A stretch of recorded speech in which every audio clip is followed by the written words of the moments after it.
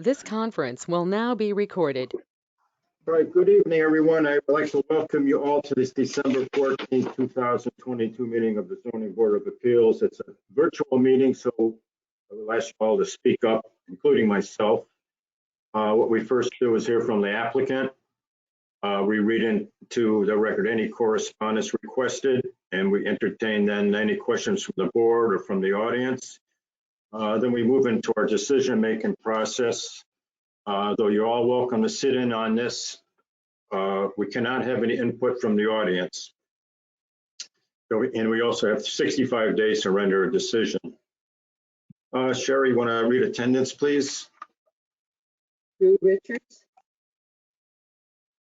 Here. George Dorr. Here.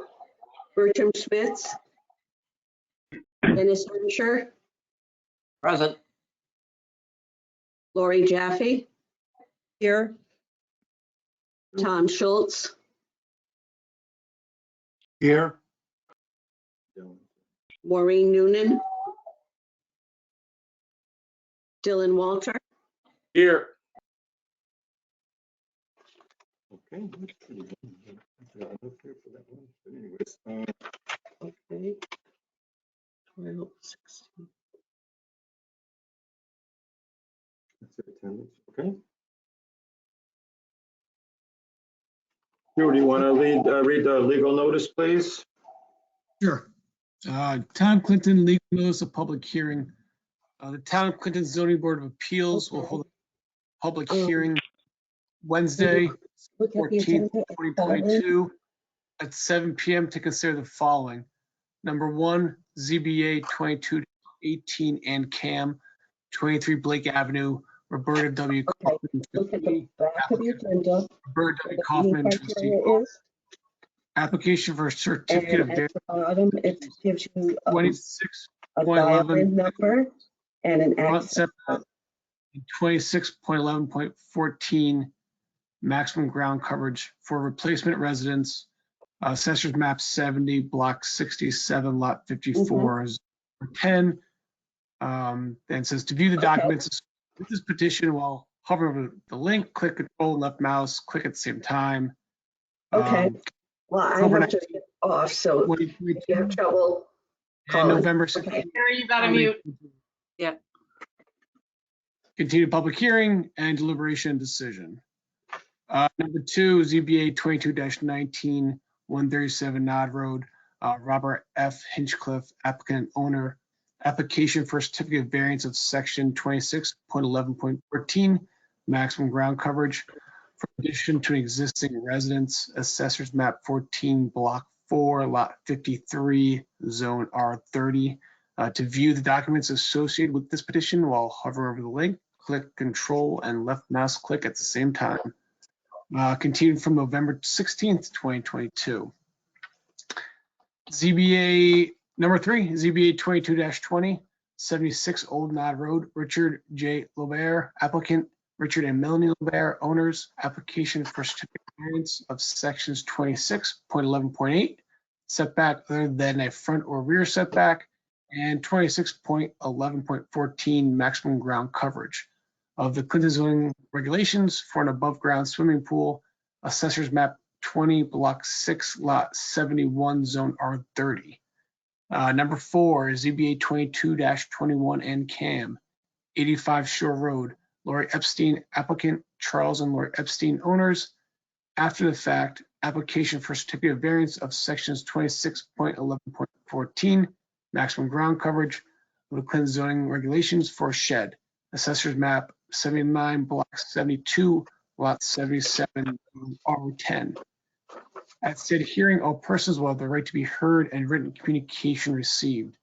The applications and accompanying maps and correspondence are available for public inspection on the town's website, www.clintonct.org. George Dorr, Chairman, Town of Clinton ZBA, email to the Harbor News to appear 2 times on Thursday, December 1st, 2022, and Thursday, December 8th, 2022. Thank you, Drew. Let me make note that Bert is trying to call in to participate. His computer's down, I guess. This item on the agenda is the minutes of the November 16th. Do you want to appoint somebody? Do I need to read the continuance letter?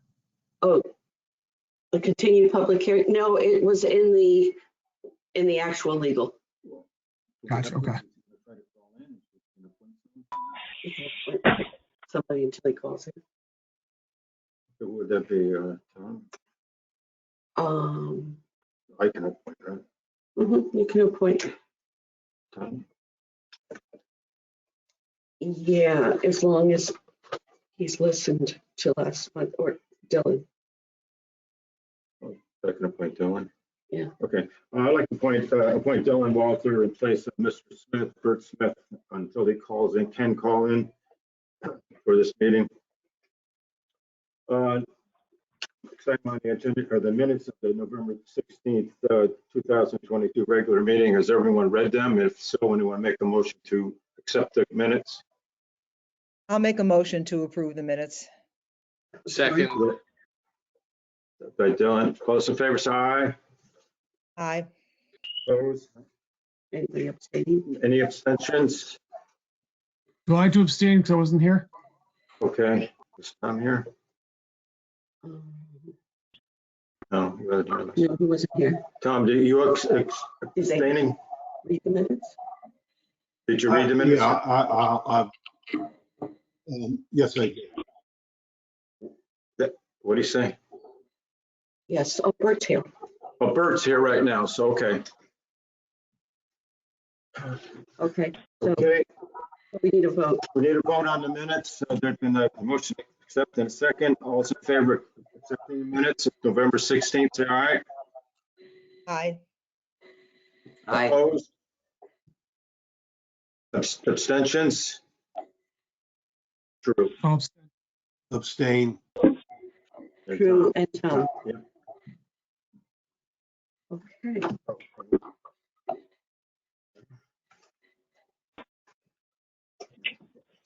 Okay, next on so the. wait, let me just fill in for, okay. Right. Bert arrived at 7:12. So Dylan's not seated now. No, it's not. He assumed a seat.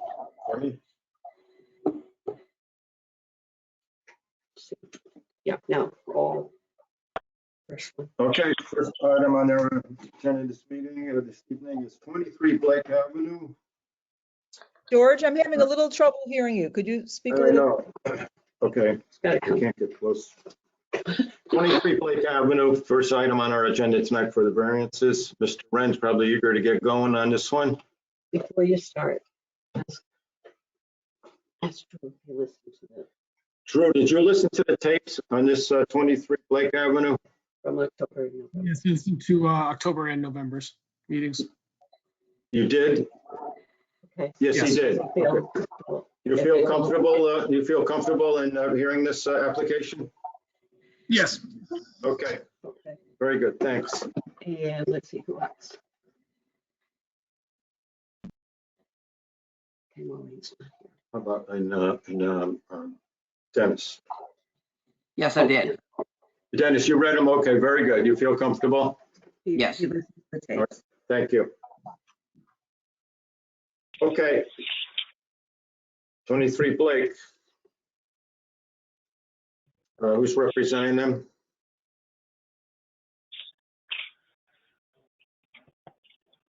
Mr. Wren, are you on? Can see him but can't hear him. This happens all the time. Mr. Yeah. Ben, we cannot hear you. You can see gonna wiggle the wire again.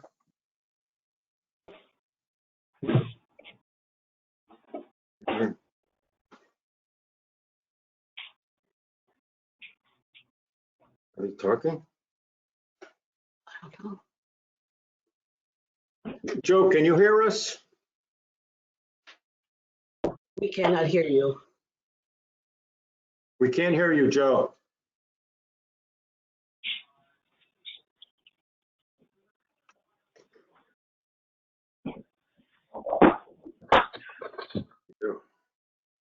They just sent a chat message. Can you hear me now? Starting to. Starting to, can you hear me? Yep. Yes. Yes. Okay, awesome. Sorry about that. Had to change the setting on the microphone. So you can hear me clearly now? Yes. Okay, thank you. For the record, Joe Wren, professional engineer representing the applicant, John and Turner Kaufman, 23 Blake Avenue. Just one point of clarification. I know Dennis said yes to reading the minutes. Did he also acknowledge listening to the tapes from October, November?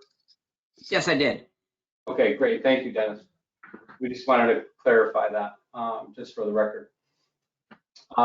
So yes, thanks for everyone's patience on this. As you know, submitted in September, we opened the hearing in October, and for various reasons, we had to continue the first time because we didn't have a flood review back from the town's consultant in time. And then in November, for a different reason, we continued to this month's meeting. So thank you very much for that.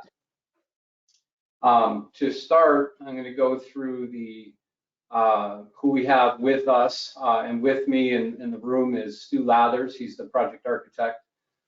We have Sylvia Rokowska online. She's the project attorney. And John and Sharna Kaufman are also online, and they're the owners of the property.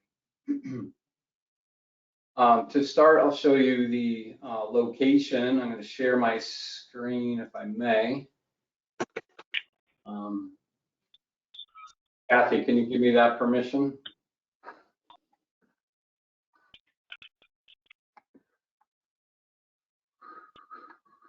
Sherry? Sherry, can you hear me? Yes. For some strange reason, when I click on Joe, it's not giving me the option to share screen. So can Okay, you? I did. Okay, perfect. Thank you. You're welcome. So can everyone see my screen now? Yes. Okay, great. Okay. So the property is located in a beach park on 23 Blake. The property is highlighted in red here. You could see it's one property removed from the beach. We do have a CAM application in on this one too. We are about 60 feet from the beach, from the nearest corner, so less than 100 feet. So there is a CAM application with this as well. So I just wanted to bring this up to give you a general location of the property, where it is. Secondly, I will bring up the site plan and make sure you can see that screen. Okay, excellent. So the existing condition of this property, you could see the site plan on your screen. We have the property lines and the boundaries, similar to what you just saw on the GIS map. Next door to the south, the neighbor, you can see this house very close to the property line. To the north, you can see the outline of this house. And later on, Stu Lathers, the architect, will get into the alignment of the homes on the street, of many of the homes on the street. Currently, the existing condition, I zoomed in so we can see it a little bit better. You can see the existing house with this angled line hatch all the way around. That's the perimeter of the home. There are various decks. There is a front porch here that goes out to approximately this location here. You can see the dotted area, that's the existing porch, and then there are front steps here existing that come within about 5.2 feet of the front property line. Existing also is a driveway on the south side. It's a paved driveway. It's on the south side of the house here. And the house extends fairly close to the property line within a few feet on the north side, existing condition. And there's no driveway there now, but there will be for the proposed condition. What is being proposed is a tear down or rebuild of that house that is now 102 years old. Here was built in 1920, so it is antiquated construction. The house's septic system does not meet public health code, and it is not FEMA compliant either. The FEMA flood zone encompasses almost the entire property. You can see this dotted line here. The extreme northwest corner of the property is outside of the flood zone. So we're more or less on the fringe, but the house is in it. So the new house was fully designed to be fully FEMA compliant and also in accordance with the local flood ordinance of +1 foot. The septic system here being proposed is fully health code compliant, and that has been all approved by FRAD. So we have that document. It should be part of your packets. The new home is outlined in this dark line with the darker gray hatch. The darker dotted hatch up front is a new front porch to replace the old one that extends out to here now. And then, of course, new steps to get up to that porch that are here to replace the steps that are out here, approximately 7.4 feet closer to the street line. The existing ones are 7.4 closer. The proposed ones are obviously further back, as you can see in this site plan. On the north side, as we mentioned before, the existing wall of the house is 4.2 feet from the property line here. And that is being removed, and you can see that the new wall of the house conforms and is 11.2 feet from the property line, where the 10-foot minimum setback is required. On the south side of the house, the existing house conforms, and the proposed house conforms as well. On the rear side, the 25-foot rear setback here, you can see that both existing and proposed structures conform to that line. On the front side, have the front yard setback that goes just to the east of the proposed wall of the house. So the main body of the two-story structure is conforming to the front yard setback. The components of the new proposed house that are within the front yard setback are the open steps, the covered porch, and then a second floor uncovered deck that's off of the second floor, but is over the lower covered front porch. So in a nutshell, we have eliminated the north yard setback. We have expanded substantially the front yard setback. Again, the steps from 5.2 to 12.6.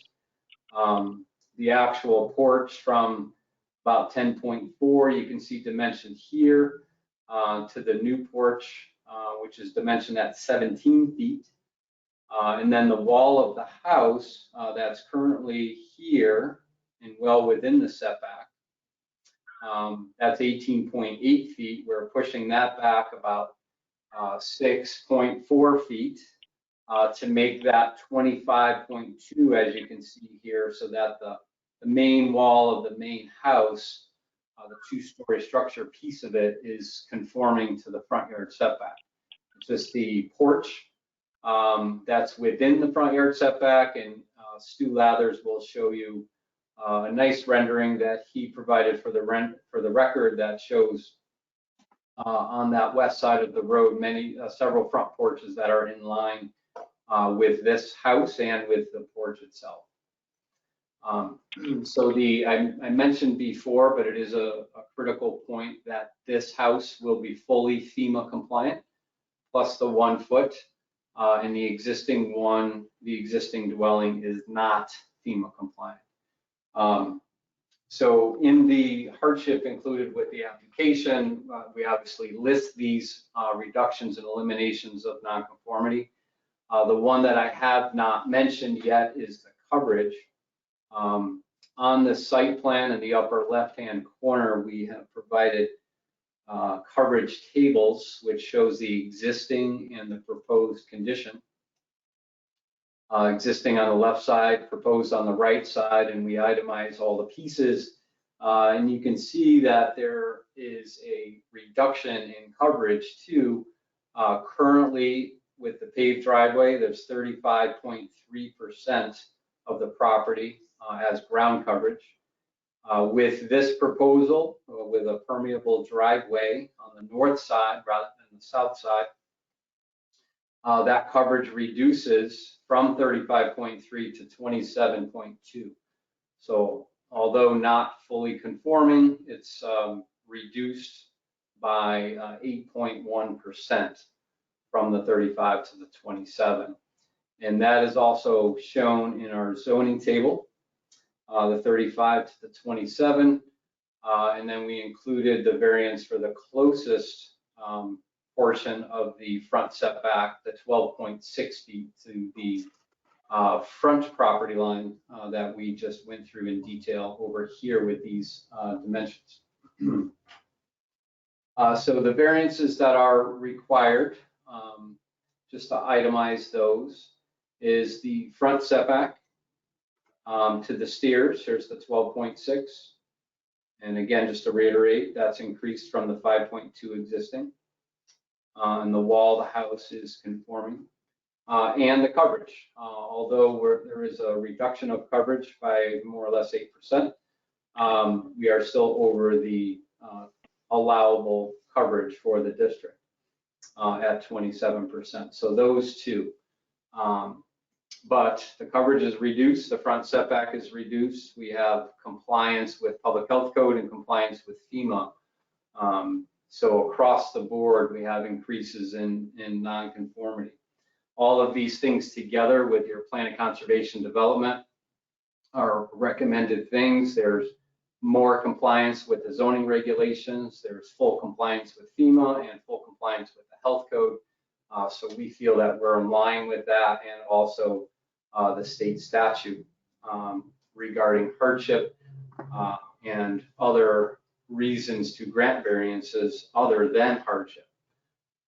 To elaborate a little bit more on that, we do have a relatively small lot, and we included those details within the hardship portion of your application. The lot is somewhere around 5,500 square feet, 5,579.6 to be exact, which is just under 56% of the required minimum. The existing house was constructed in 1920, which is decades before the zoning regulations were implemented here. The existing house, I'm just looking at and referring to the hardship in your application now. As mentioned previously, it's non-conforming to front and side yard and coverage, non-conforming to FEMA and non-conforming to health code. So again, this proposal reduces and eliminates those items, and they're listed here in the application. And in summary, in the hardship, we say that this project will result in a more conforming property and structure, and will be in conformance with current FEMA and health code regulations, therefore is consistent with the town POCD, and will preserve property values and enhance safety for surrounding properties and residents. Lastly, before I turn it over to the architect, I wanted to mention that we do have a CAM application, and CAM is usually interested in what we're doing with stormwater.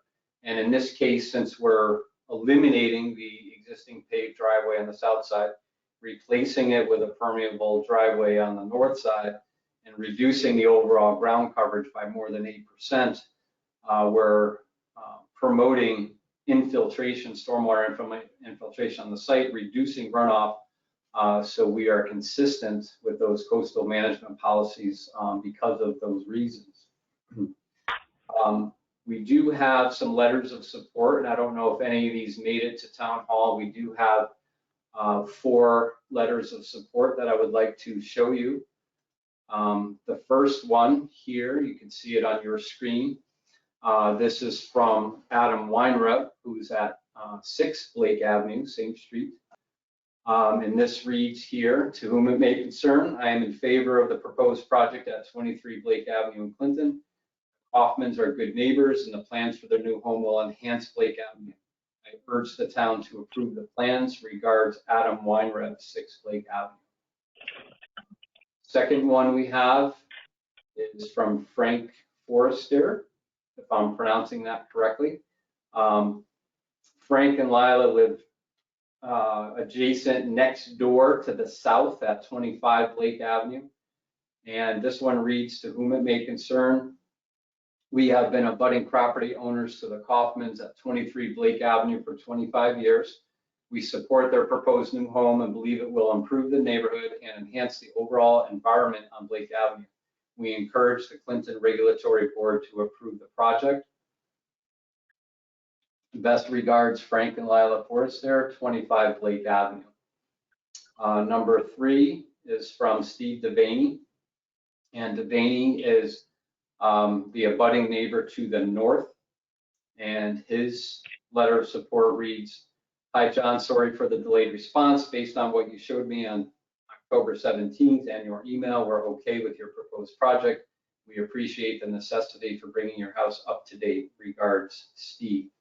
And again, that is the one to the north. I assume that's 21 Blake Avenue. I could confirm that, but it's the abutting property to the north.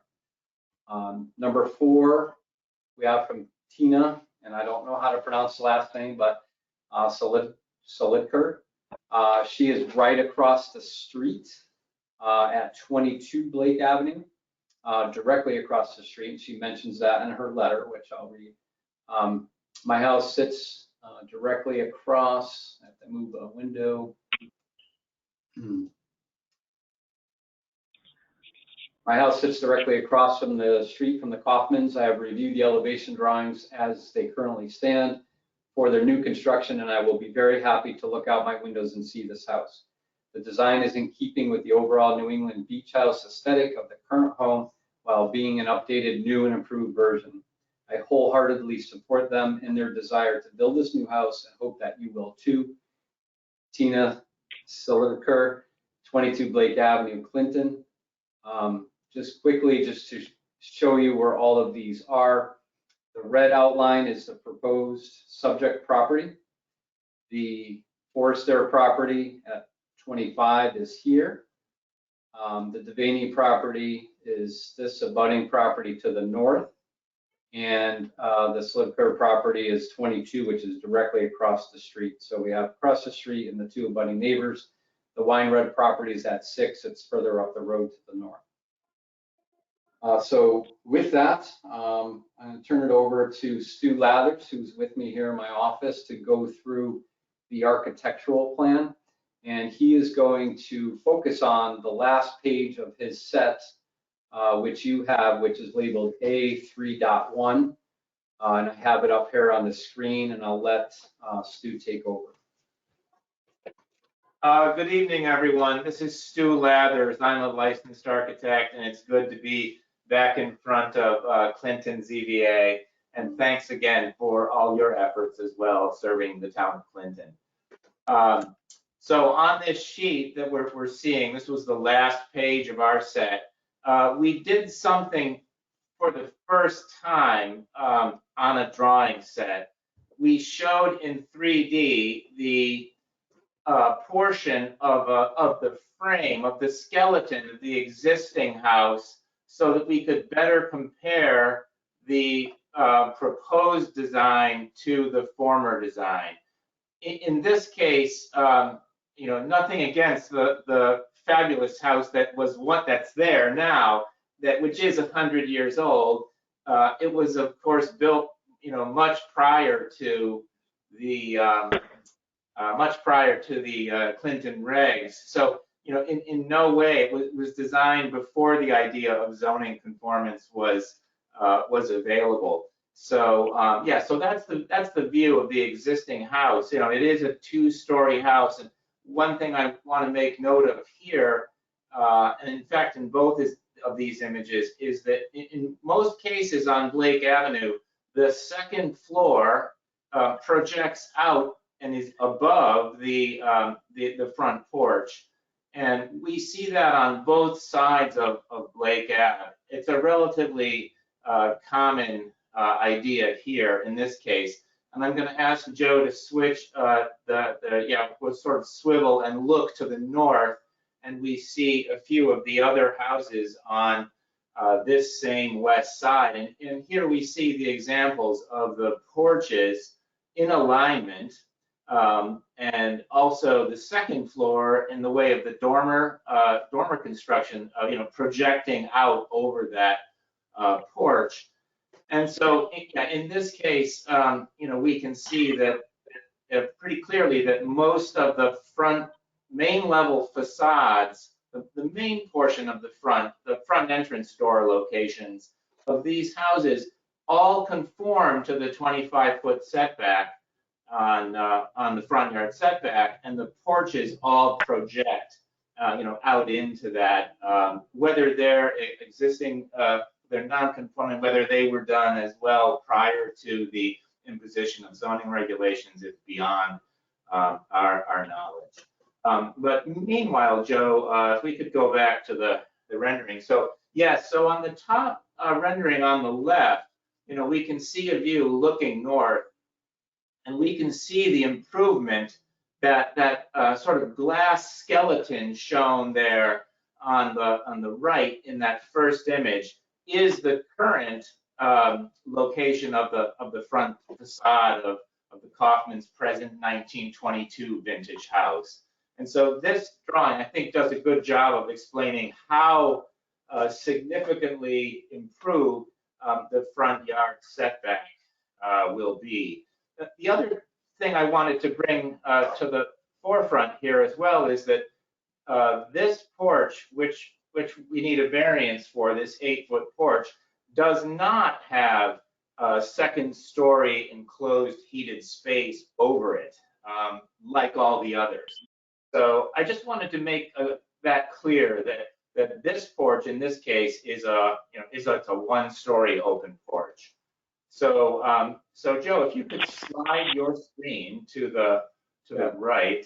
If I could add quickly, Joe Wren, again, if I could add, so the 25.2, the conforming line actually is this vertical wall of the house. So it's just the open porch with no more floor living heated area above the porch within the front yard setback. So the volume is substantially reduced in that front yard setback. Right, exactly. That's a good way to continue to talk through that theme. And this middle image shows the front view of the property looking west. And so here we can see, again, in this glass skeleton format, we can see how severely non-conforming the existing 1922 gambrel style house is. And I think Joe was talking about a 4-foot setback to the north. And of course, you can just see through this glass image that the rear porch on the northwest actually encroaches to within something like 1.5 feet of the property line. So again, what our goals were to make a property which is much more conforming. So if we could slide further again to the right, we wanted to talk about this little fascinating sort of neighborhood design idea that we stumbled across in doing the design for the house. And here we can see that our aesthetic goal was to set the main portion of the house in line with all the others on the street, and in essence follow the 25-foot setback. And we can see here with this magic sort of magic carpet that we've got in there, showing depicting the fact that the porches, the goal is to have porches. Porches make great neighborhoods, and to have them align with the others. So we chose not to show a glass version on this final image, But I think the big thing that this revised design does for the street is that it gets the existing house, which is so woefully non-conforming to the front yard setback. We're aspiring to get the house back to its correct place with respect to the design. So I think all of the neighbors, I think the reason why we're seeing such a positive response from the neighborhood is that, you know, this house is in a much better position. It gives all the north neighbors basically a better view, a more open street, you know, more as it should be. So, okay. So that said, I didn't want to, you know, dwell too much. And on the lower image, you know, we can get a sense of what the house, you know, will look like, you know, from south looking north. And so, you know, that's basically our goal here. The height isn't, I think it's still several feet short of the Clinton requirement for this zone.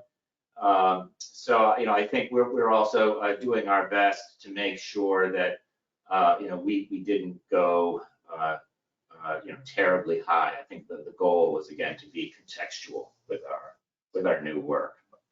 Right. Okay.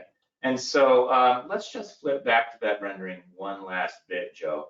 I just want to talk about that height. So we can see, you know, most likely that Mr. and Mrs. Kaufman's north neighbor might build a porch now. Now that their sort of south water view isn't completely taken up by the existing structure.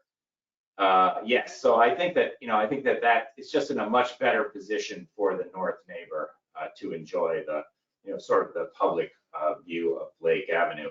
And I think the height works well with the property in the lower image on the left, which is the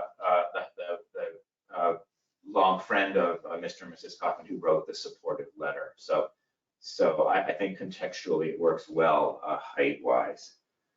So I think that's really what I wanted to talk about tonight. So I'll turn it back to Joe. Excellent. So Sylvia is online, and I think she just wanted to have a brief discussion and just kind of summarize some of the elements of the hardship, and then the property owner would like to say a few words as well. Good evening, everyone. Again, my name is Attorney Sylvia Rakowska. You heard my presentation all the way back in October, so I won't try to rehash most of it, but like Joe said, I'll just summarize that I'll submit that you now have substantial evidence in the record before you that would justify a granting of the variance in this particular case. On the hardship side, as Joe discussed, it is undisputed that this is a well pre-existing lot, that there are an elimination of at least 3 different nonconformities, and I submit to you, from my opinion, that there's substantial reductions of nonconformities with respect to health and FEMA. In the side setback, it's an entire elimination, which is pursuant to both case law as well as your comprehensive plan of zoning. The FEMA reductions, the FEMA noncompliance reductions, the health code reductions, the side setback, or I should say eliminations, the side setback eliminations are all very consistent with your comprehensive plan. In addition to that, we have reductions of 2 nonconformities, both with respect to the front setback, and as Joe mentioned, the only aspect that is still remaining non-conforming is just the steps in the porch, which again I'll submit is a substantial reduction from what is currently there. And then in addition, with the coverage that we've already discussed, that is also although it is still non-conforming, it is a substantial reduction there as well. Separate and apart from that, and this hits on one thing that your attorney has submitted to you. In this particular case, and I just want to be clear on this, there is no creation of any new nonconformities. There's no new creation of nonconformities. So the creation of new nonconformities is something that courts push back on, but in this case, that is not before you, so that case law is somewhat irrelevant. everything I've discussed so far is the undisputed facts that you've got before you. And finally, as Jill mentioned, this proposal is conforming with your regulations in every other respect other than what we've just talked about. And that includes with the gross floor area, which is something we talked about before. So I will submit to you that there's substantial evidence in the record that this proposal is much less objectionable with respect to the nonconformities than what currently lives there. In addition to that, looking at more of your general standards with respect to conformity with the comprehensive plan. In this particular case, one thing that you should not ignore is that the fact that it is expressly conforming with certain regulations is an advantage and a basis for granting this particular variance. But also, as I mentioned, that it specifically promotes safety with respect to FEMA and health, not to mention building code as well. It actually improves the flood issues, and I understand that your letter from Deep does highlight one particular issue, but overall, this house could quite very easily be the only house standing on the block after it's constructed because of its substantial flood improvement and overall dramatic decrease in any issues with respect to flooding. And as both Joe and Stu also mentioned, this property is also very compatible with your existing developments and the existing properties. That's something that we wanted to be very mindful of.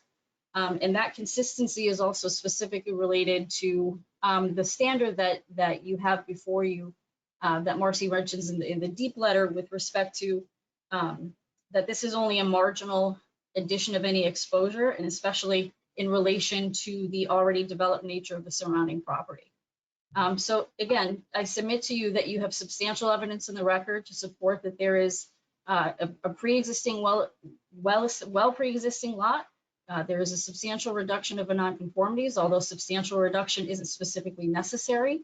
A reduction of nonconformities does afford you the ability to grant a variance. And there's also substantial evidence in the record to support the fact that it is consistent with your comprehensive plan. So I'm happy to answer any questions or get back to anything I said previously if anybody requires, but I'll stop here. Sylvia, this is Joe. Can you just clarify, you touched on pieces of it, but as far as expanding the floor area in the flood zone, can you just clarify that piece? Sure. So the gross floor area is what Joe specifically is mentioning, and I understand that that's been a concern for this particular board in the past. In this particular respect, and what's noted on the in the zoning table shows that this plan is compliant with the zoning regulations with respect to the gross floor area, and that's a very specific, that's a very important qualification, both with respect to that it feeds to the fact that it's expressly consistent with your comprehensive plan of zoning, which includes your regulations. And I will submit to you that based on case law and so forth, that that because it is complying, it is not a relevant factor for any, or it's not a consideration for a denial, or it's not a basis for denial, I should say. So that coverage, Joe, and that's something that's also fleshed out in the letter that I had before as well. Yeah. So in summary, the expansion of floor area within the confines of the town zoning regulations is not grounds by itself to deny a variance. Correct? Yes. Okay, with that, Mr. Chairman, I believe John Kaufman is on, and he just wanted to say a brief statement or two, and then our presentation will conclude. Thank you, everyone. Thanks, everyone, for coming on. We appreciate it. Thanks to everyone who's already spoken. And I appreciate the board taking the time to listen to our appeal. We've been residents on the street. My mom, who actually is the owner of the home, moved in when she was 3 years old. She wouldn't like me saying this, but she's 82 years old now. So my grandparents bought the house many moons ago. We really haven't made many improvements to the house. You can see in the picture. Actually, I think the picture that you originally saw glorifies the house. It needs a lot of work. It's very non-compliant. We're excited most of all to make the neighborhood more safe for both our neighbors and the rest of the street for aesthetic purposes as well. The house really, it needs to be refreshed, and we're excited about the opportunity to do it. And we're also, with the guidance of our professional help that you heard tonight, we're happy to be considerably more conforming in almost all aspects. I'm not going to keep repeating what they've already explicitly said, but made me feel more comfortable than anything when Sylvia said that if a disaster happened on the street, this would be the only house, could potentially be the only house standing left because of the way it's going to be built in reference to flood zone and compliance and FEMA, et cetera. So we appreciate you guys taking the time to listen to it. I know this was a little long-winded, so I'm going to rest there, and thanks everyone. Appreciate your time. If ever attorney respond. You can ask if she has any comments. What's her name? Carrie Olson. Attorney Olson, would you like to respond to their applicants' attorneys' comments? Hi, I'm here. I know that I provided all of you with a memorandum of law that sort of deals with the issue of nonconformities and the establishment of potentially a standard for approving of a variance without a unique hardship. I'm going to say that ultimately the decision comes down to all of you. I set forth all of the factors that you should be considering in coming to a conclusion as to whether the variance is justified. But obviously I cannot make that decision for you. So at this point, I'm sorry to do this, but throw it back in your lap and ask if you have specific questions of me that will help guide you in your analysis. Okay, I know Lori, I think you have some questions. Well, I have some general questions and comments. How would you like me to, do you want me to start with my general comments or focus on responding to Carrie's question? It'll probably lead into that. Just feel free. All right. How about if I start where I was planning to start? Is that all right with you, Certainly. Carrie? Okay. I want to thank Joe and the Kaufmans and the architect for your presentations, but I'll try not to be long-winded. Sometimes I am. Thank you for your detailed presentation, but I don't believe that you've shown a hardship, something that's peculiar to your property or unique to your property. And I understand that reduction of nonconformities can, not must, but can be a basis, and I'll get to that in a minute. But frankly and respectfully, to me, it seems that the hardship is that I think this lot is too small for the 5-bedroom home that the applicant wants to build. And I think, frankly, that seems to be the hardship, that a home of a certain size to accommodate a large family, and I understand that, but I don't believe that there is anything unique or peculiar to this property. And in terms of reduction, I'll get in a minute to some of the cases that Sylvia quoted. I didn't have a chance to address those when I spoke a couple of months ago because we just got the memo at the very last minute. But it seems to me that 12 feet is an improvement. The front setback is certainly, it's an improvement over 5.2, but it's still half of what it should be as a 25-foot required setback in the front. The maximum ground coverage, you spoke about the floor area, but the maximum ground coverage is an issue that I don't think has really been addressed in a lot of detail. It's 20% requirement. Granted, 27.2 is an improvement over 35.3, but in my view, that is not a significant enough reduction in the maximum ground coverage to constitute the to support your request for relief. Now, I spoke briefly, I believe, at the last meeting we addressed this about Ms. Balin's report, and to me, this still is it's a significant expansion of living space, which shouldn't be allowed in a flood-prone area, especially on a non-conforming size lot. And Ms. Balin indicated that, granting these variances will result in a significant exposure of life and property to flood hazards and will knowingly put more people in harm's way. Now, one of you commented about making the neighborhood more safe. With all respect, again, the fire chief's report who said that allowing a structure of this size on lots this small to be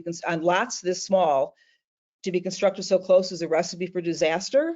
So I would beg to respectfully differ, that I don't think it necessarily makes the neighborhood more safe. Then moving on to, I'm sort of moving along here, and I can address any questions you have when we get there. But Sylvia, I appreciate your submission. And I just think, though, that some of the cases you rely on, and again, as some of you know, I'm a retired Illinois attorney. I've never practiced in Connecticut. I'm only making these comments based on any layperson who reads cases. And we've had people from time to time on our board who aren't lawyers talk about cases. But I did have a chance to look at the cases, and I think the cases that you rely on, not to get too technical, Adelson, the nonconformity aroused solely out of regulations, and those applicants wanted to change an established nonconforming use of foundry to a less conforming use, an auto repair shop. So the conclusion, the court talked about a rigid application of zoning regs could very possibly cause the property to be useless in that case. We aren't facing that question here. The Kaufmans could certainly build a smaller house that conformed to the requirements for ground coverage. This is a lovely property. I walked by it. So I don't think that case is really a strong support. In Vine, the owner wanted to convert 3 lots into 2. And the court said the granting of a variance was proper because it reduced the pre-existing non-conforming use of the property to a less offensive use. In another case, the Stankuna case, a variance would allow a commercial use in a commercial zone. In Hescock, which a lot of lawyers have cited in petitions to our board, the ZBA, in that case, it found no adverse impact on coastal resources, and I think that's quite different from this case based on Ms. Phelan's report. And so I just think the conclusion in Sylvia's conclusion that the proposed home will be safer, I've addressed it already, is undercut by the fire chief's report and the deep analysis. So in terms of, Carrie, your question about leaving it to the board, do you have any thoughts about the cases that were cited by Sylvia? I mean, I read the cases as saying so a reduction in nonconformities can be a basis, but I think you pointed out it doesn't mandate that it's a basis for a variance. And I think the board, we are free to look at all of the factors. Am I correct in that the cases don't mandate a finding? And I realize that, the applicant's attorney is an advocate for their position, but could you address, if you think appropriate, Yes. the fact that it's not mandated, and I don't think we as a board need to accept the fact that we have to grant this variance. Go ahead. No, Thank you. I think my memo makes that very clear. I think, in fact, that was the one issue that I had my most conflict with when I was asked to opine, was that if my memory serves me correctly, there was a suggestion, and maybe it wasn't this applicant, but another one, that you must grant the variance if there is a decrease in nonconformities. That is not what the case law says. And as Lori points out, and as I pointed out in my memorandum, many of the cases that preceded the Hiscock case were cases where it was a use, a nonconforming use that was being substituted for a less offensive nonconforming use. There's no question that that the Adelson decision has now been used by courts to justify variances for nonconforming structures. But again, none of the cases, going all the way back to Adelson, mandate that a decrease in nonconformities requires the granting of a variance. You still have to go through your analysis. And as I pointed out in my memorandum, you want to be thinking about all of the factors, the same factors that you would be thinking about if it was a hardship case, which is, are you proving the minimum necessary to alleviate whatever hardship might be imposed? So even when it comes to decreasing nonconformities, you want to be thinking about whether, further decreasing the existing nonconformities based on the new construction is feasible, or whether it would rob the property owners of a reasonable and lawful use of their property. And those are the questions that I cannot answer for you. It's completely up to the board. I can give you the guidance, I can give you the elements, but it is ultimately up to the board to make that decision based on the analysis of the information that's been provided, the reduction in nonconformities, consistency with your comprehensive plan. And so I don't mean to be obtuse, but I think that the applicant would object highly if I opined as to whether you should be granting this variance, because that would make me a sixth member and a legal member of the Zoning Board of Appeals. Thank you. Anyone want to respond? Yes, Mr. Chairman, if I can. So let me just be clear. I have not stated either in my letter or in any verbal presentation that I've made that it is mandatory that the variance is granted in this particular case. So just to be clear, I do not disagree with Carrie and have not disagreed with Carrie with that respect. She is absolutely right.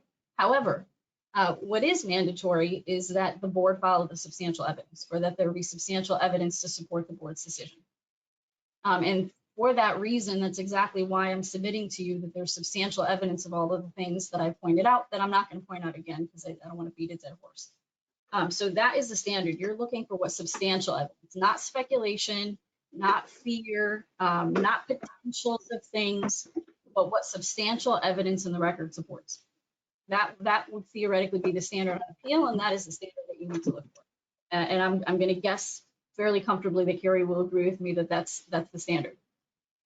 One thing that I'll note for you, just to respond to Lori a little bit, if I can call you Lori. One thing that you mentioned with regard, I just want to clarify. Thank you. Go ahead. Absolutely, you can call me Lori. Thank you. One thing I just wanted to clarify, and Joe mentioned this, and Stu mentioned this as well, but I want to make sure everybody's very clear on this. With regard to the front setback, yes, we are in fact talking about a reduction, not an elimination, a reduction with respect to the house and so forth. But that's not the only reduction. So we've got a distance reduction, but we've also got a bulk reduction in the front setback too. Okay, so in that bulk reduction, that second floor or the second story that goes above the porch, that's a substantial reduction. Or what I'm offering to you is a substantial reduction. So you're not just looking at the distance from the setback, but you're looking at the bulk that's in that setback too. And I think we've got some great renderings that make that very, very clear and easy to understand. And again, our substantial evidence of the reductions and the basis, the justification for the granting. I will acknowledge that virtually we can cite a million different cases and there's going to be distinctions.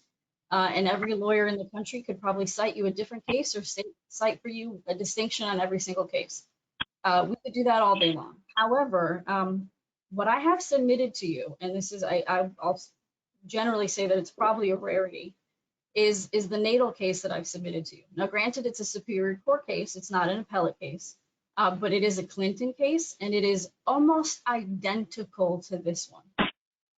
Almost identical to this one. And if there's a distinction with respect to that case that is relevant, I'm happy to discuss it, but I'm not aware of one that's a substantial distinction or really any distinction that has of any merit whatsoever. I think Carrie's memo also does, Lori, you're absolutely right that the memo does sort of walk through things, and you're right that the case law applies to uses first and so forth, but the fact of the matter is the case law has evolved. And the case law, quite frankly, as with respect to the Nadel cases, many, many others, is the case law has supported and affirmed the granting of a variance with far less reductions than what we're voluntarily offering today, far less. So I just want to put that in context. The case law doesn't require a full elimination. It just, and I will acknowledge that Carrie gives you the standard for wide discretion, that the board has wide discretion.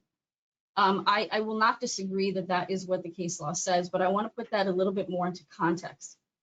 The case law and that phrase that Carrie uses, wide discretion, is within the context of how you determine whether a reduction of a nonconformity is sufficient, or my language is sufficient. And I think Carrie does spell out in one of the cases that what you're looking for is you've got wide discretion to determine whether the reductions are sufficient, but there are parameters that are given to you in that context. And the parameters include whether a variance is necessary. And I don't mean that whether the person can walk away and just choose not to apply for a variance. I mean whether the variance is necessary in respect to, in this particular case, we've got pretty much whatever the property owner wants to do is going to require some form of variance. Just with keeping in line with what they currently have, there's a high likelihood that they're going to have a variance no matter what. The second requirement that comes up, or the second factor that you can consider within your wide discretion, is whether what we're proposing would create a less objectionable nonconformity. It's not whether this proposal is generally less objectionable to you, it's whether it would create a less objectionable nonconformity. I can't for 1 second understand how these reductions are not less objectionable than what is currently there, especially with respect to the side setbacks. And I think that's most evident by the neighbors that specifically are dealing with these setback issues, that are very happy to see that they'll be reduced. And then finally, the context factors that you're considering is whether it comports with your comprehensive zoning plan. And as I've referenced to you, I've gone through a series of things as to why it does. Both the express compliance with regard to gross floor area, so I appreciate that this potentially is this can be construed as or looked at as a larger building generally speaking, but that is conforming with your regulations. So you can't ignore that the regulations specifically allow for this amount of gross floor area. I don't think the case law would support that you ignore that. So that from my perspective is a starting point, and then you go from there. Is it consistent with the neighborhood? We've had evidence for you with regard to you have photographs before you as to what the neighboring houses look like. And I would submit in addition to that the neighboring houses, or a fair amount of them, are comparable with respect to the size of the proposed house as well. And again, the fact that the neighbors who are directly representative of this, they themselves are happy with this, is a significant factor as well. So again, I don't want to go down the laundry list all over again, but that's what you're looking for. And that's what the substantial evidence before you today shows. Finally, I just want to clarify something. Lori, you mentioned that Marcy says that there's an adverse impact on resources. And in your CAM review requires you to determine whether there's an adverse impact on resources. I don't think I said that. I don't want to. I was quoting from Marcy. Marcy Balin's letter can speak for herself. Can speak for itself. But I'm quoting. I wrote down exactly. I don't think I talked about an adverse use of resources. It's that, I mean, you all have the letter. Okay. We have the letter, so I'll take it out. I'll take it out on. Letter speaks for itself. The letter speaks for itself, and I will note for the record that the letter does not say that this proposal has an adverse impact on resources. It absolutely does not. The only comment that it has in there is with respect to the gross floor area. And I will submit to you again that's not all the letter says. The letter actually says that you need to make a determination, and that determination, I didn't use the letter in front of me. The board must determine whether this will result in a significant exposure of life and property, or whether it marginally adds to such exposure in light of the already developed nature of the surrounding area. So it's not quite as simple as increased floor area equals a denial of a variance or denial of a CAM application. It's not that simple, and she acknowledges that. So, and I submit to you that this is a marginal increase. A marginal increase, especially, you cannot ignore the already developed nature of the surrounding area. So I just wanted to clarify that particular point. So again, substantial evidence in the record does support a granting of this variance.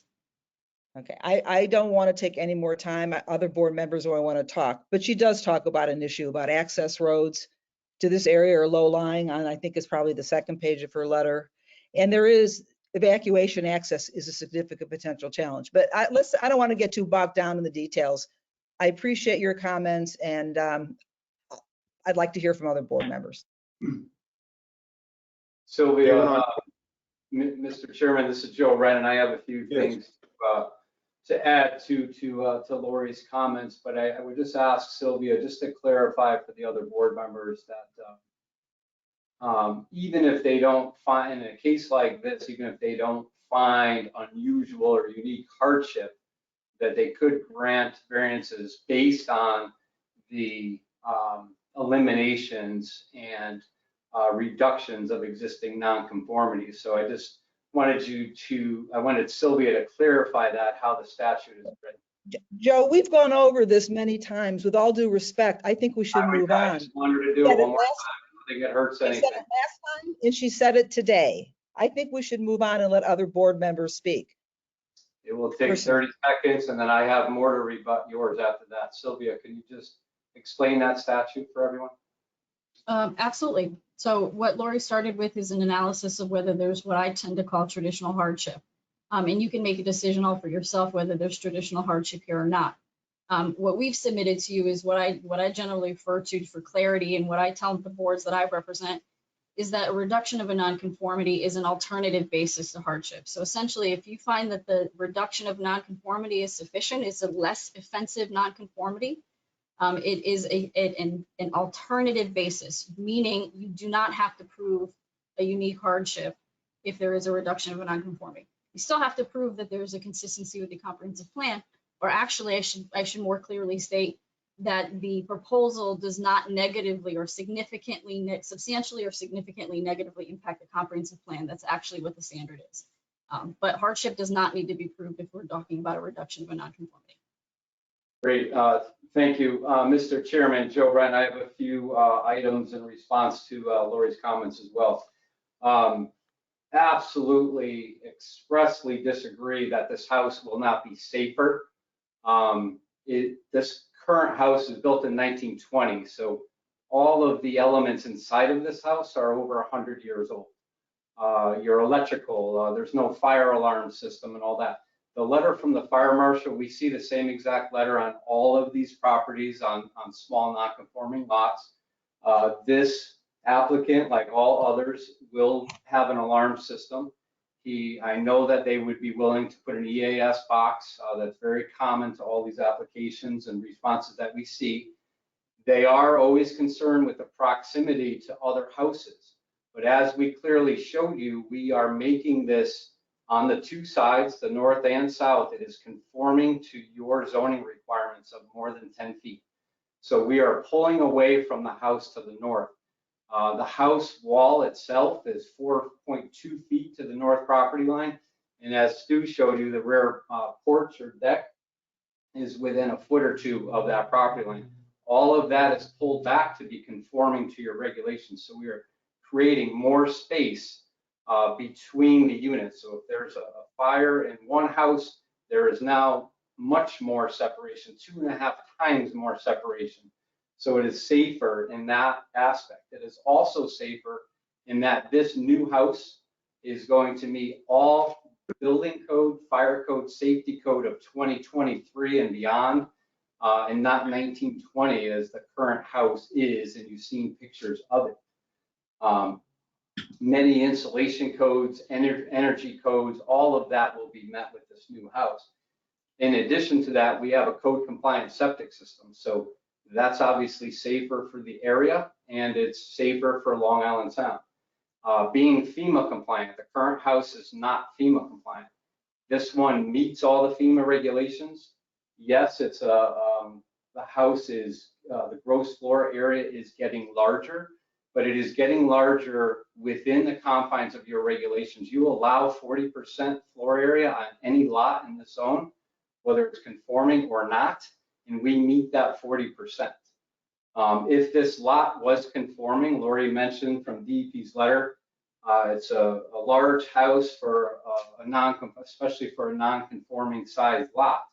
Well, if this house that's proposed at 2,231 square feet was on a conforming lot of 10,000 square feet, we could almost double its size to 4,000 square feet. And it could be the same distance to the water, same distance to the beach as this one. If we had 10,000 square feet, the house could be almost double in size. So I think that's not a valid point. This house is much, much safer for all of those items that I present to you. Joe, I have to Setback, Lori, I'm talking now. I did not interrupt you, and it's my turn, Lori. But I have to, your For the premise, front yard setback- For the front yard setback, we are. George, Mr. Chair, could the whole basis of this, I never made a comment, this house would not be safer. And Joe is now taking this opportunity to reiterate his application. I never said the house would not be safer. Absolutely, that was not what I. We have the recording. And let other people talk on the board. I'm not done responding to yours yet, so it's my turn now. Thank you. Also, the front yard setback. The 12. Point of order, it's up to the chair to decide the order of the presentation and.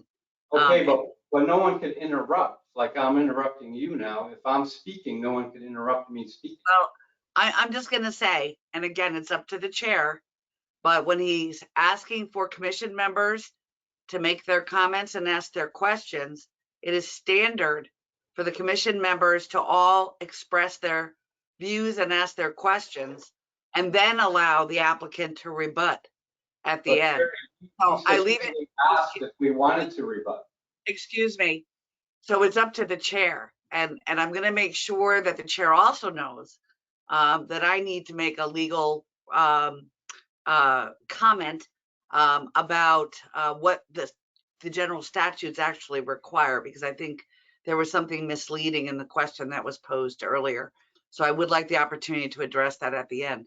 But I do think we need to leave this up to the chair to control the meeting and take the comments in the order in which the chair deems appropriate, so that the record is clear and it's not just a lot of arguing back and forth.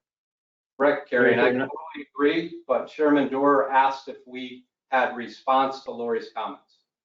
And we are responding to her comments, so we are following his direction. But I never commented that it was not a safe house. So you're responding to something that I did not say, and that's what I'm going to say. And Mr. Chair, I ask that we allow other board members to speak, because Joe, with all due respect, you're responding to something I never said. And that's not a response. You did say it was not. I never said the house would not be safer. I said Mr. Manware, the fire chief, talked about a recipe for disaster. I was looking at his letter. I never said those were my words. I never claimed the house wouldn't be safer. It may very well, and it probably will be safer than a 100-year-old house. But that's not the issue that's not a deciding factor as to whether or not this variance should be granted. Mr. Chair, could we please move on and let other board members? I'm not, Mr. Chair, I'm not finished responding to the comment about the front yard setback. Make it quick. Okay, so front yard setback. Right now it's 5 feet, as we showed you, to the steps. We're going to 12 feet to the steps. They're open steps that you can see over. And then we're further beyond to the porch. And as Sylvia mentioned, we have an open porch and we have no house volume above that. We showed you very clear images of that. So we feel that it doesn't need to be substantial, it just needs to be more conforming, but we feel that it is very substantial for those reasons. Thank you. Thank you. Anyone else on the board like to have a comment or question? Drew, you have anything to say? Ask? Nothing from me. Pardon me? Anything, Drew? Nothing. Nope. Dylan? Just a minute, Carrie. I got Dennis, you have any comments or questions? No. Oh, it's Tom seated. Bert, you have any questions or comments? Bert, you're muted. Bert, do you hear?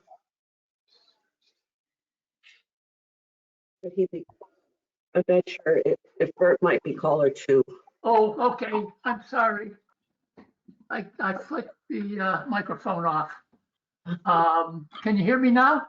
Yes. Okay, no, I don't have any comments at the moment. I think Lori has said everything that I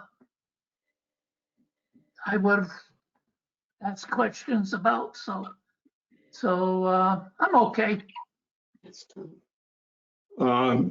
Mr. Schultz, you have any comments or questions? No, I don't. Thank you. All right, before I, Dylan again. Dylan, you have any questions or comments? Dylan?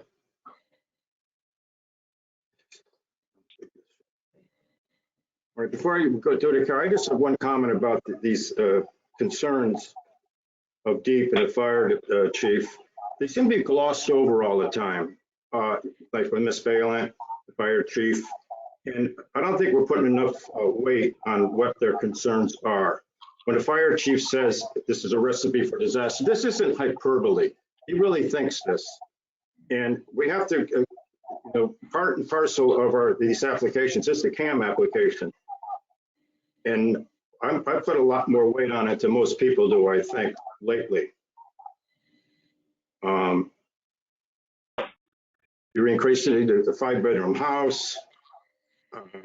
If we don't consider that, at least their comments, then their existence is mute.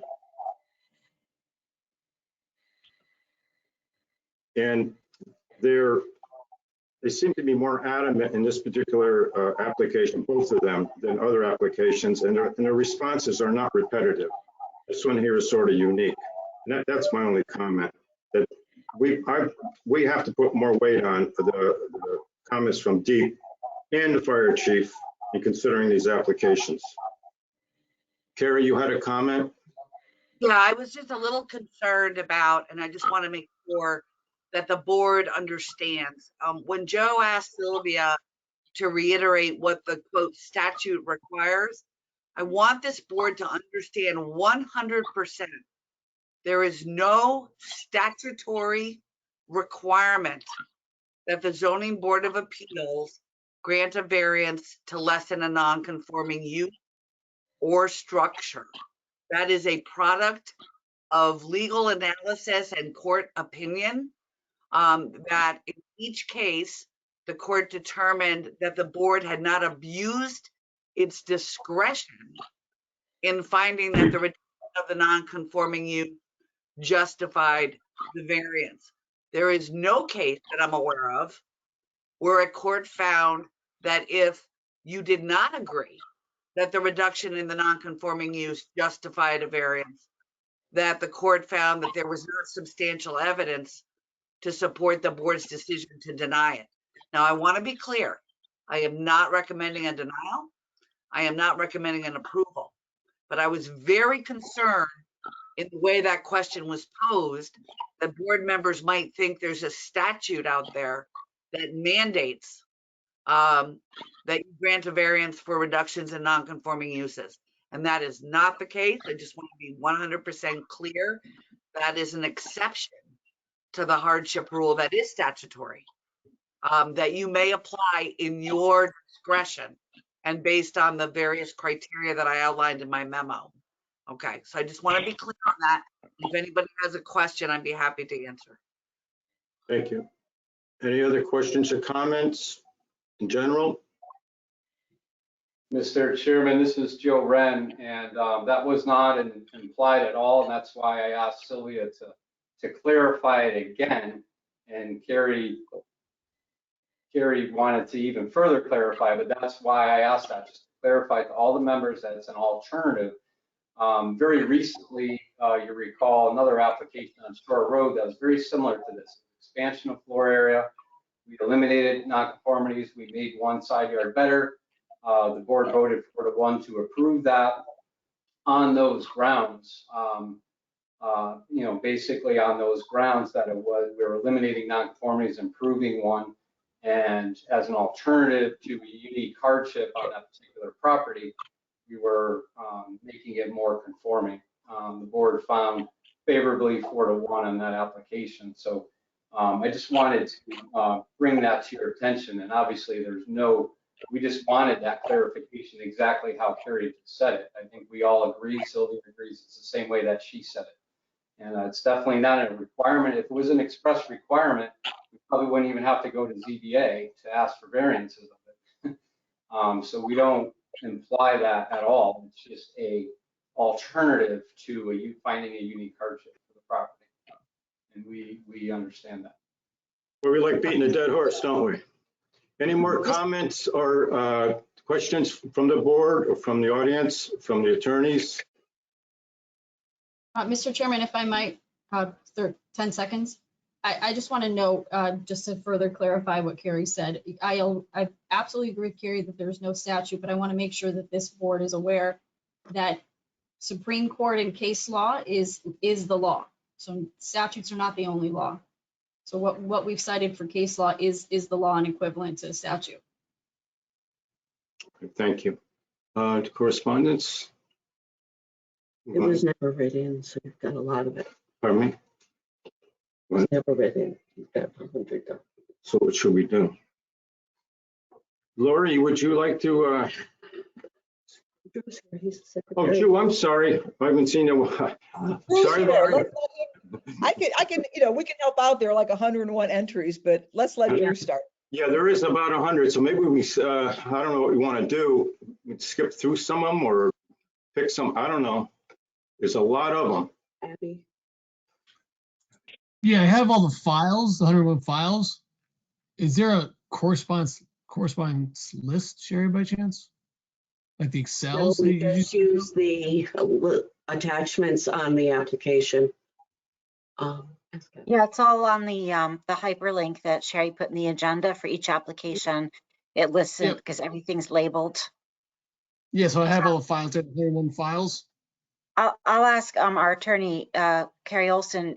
We have an open gov system where all of our applications are received online, and there's attachments with each one, including, any site plans, correspondence, minutes, anything at all, and it's all labeled. So typically when we give out the agendas, we have a hyperlink, and that way anyone from the public or the commission can go in and look at them.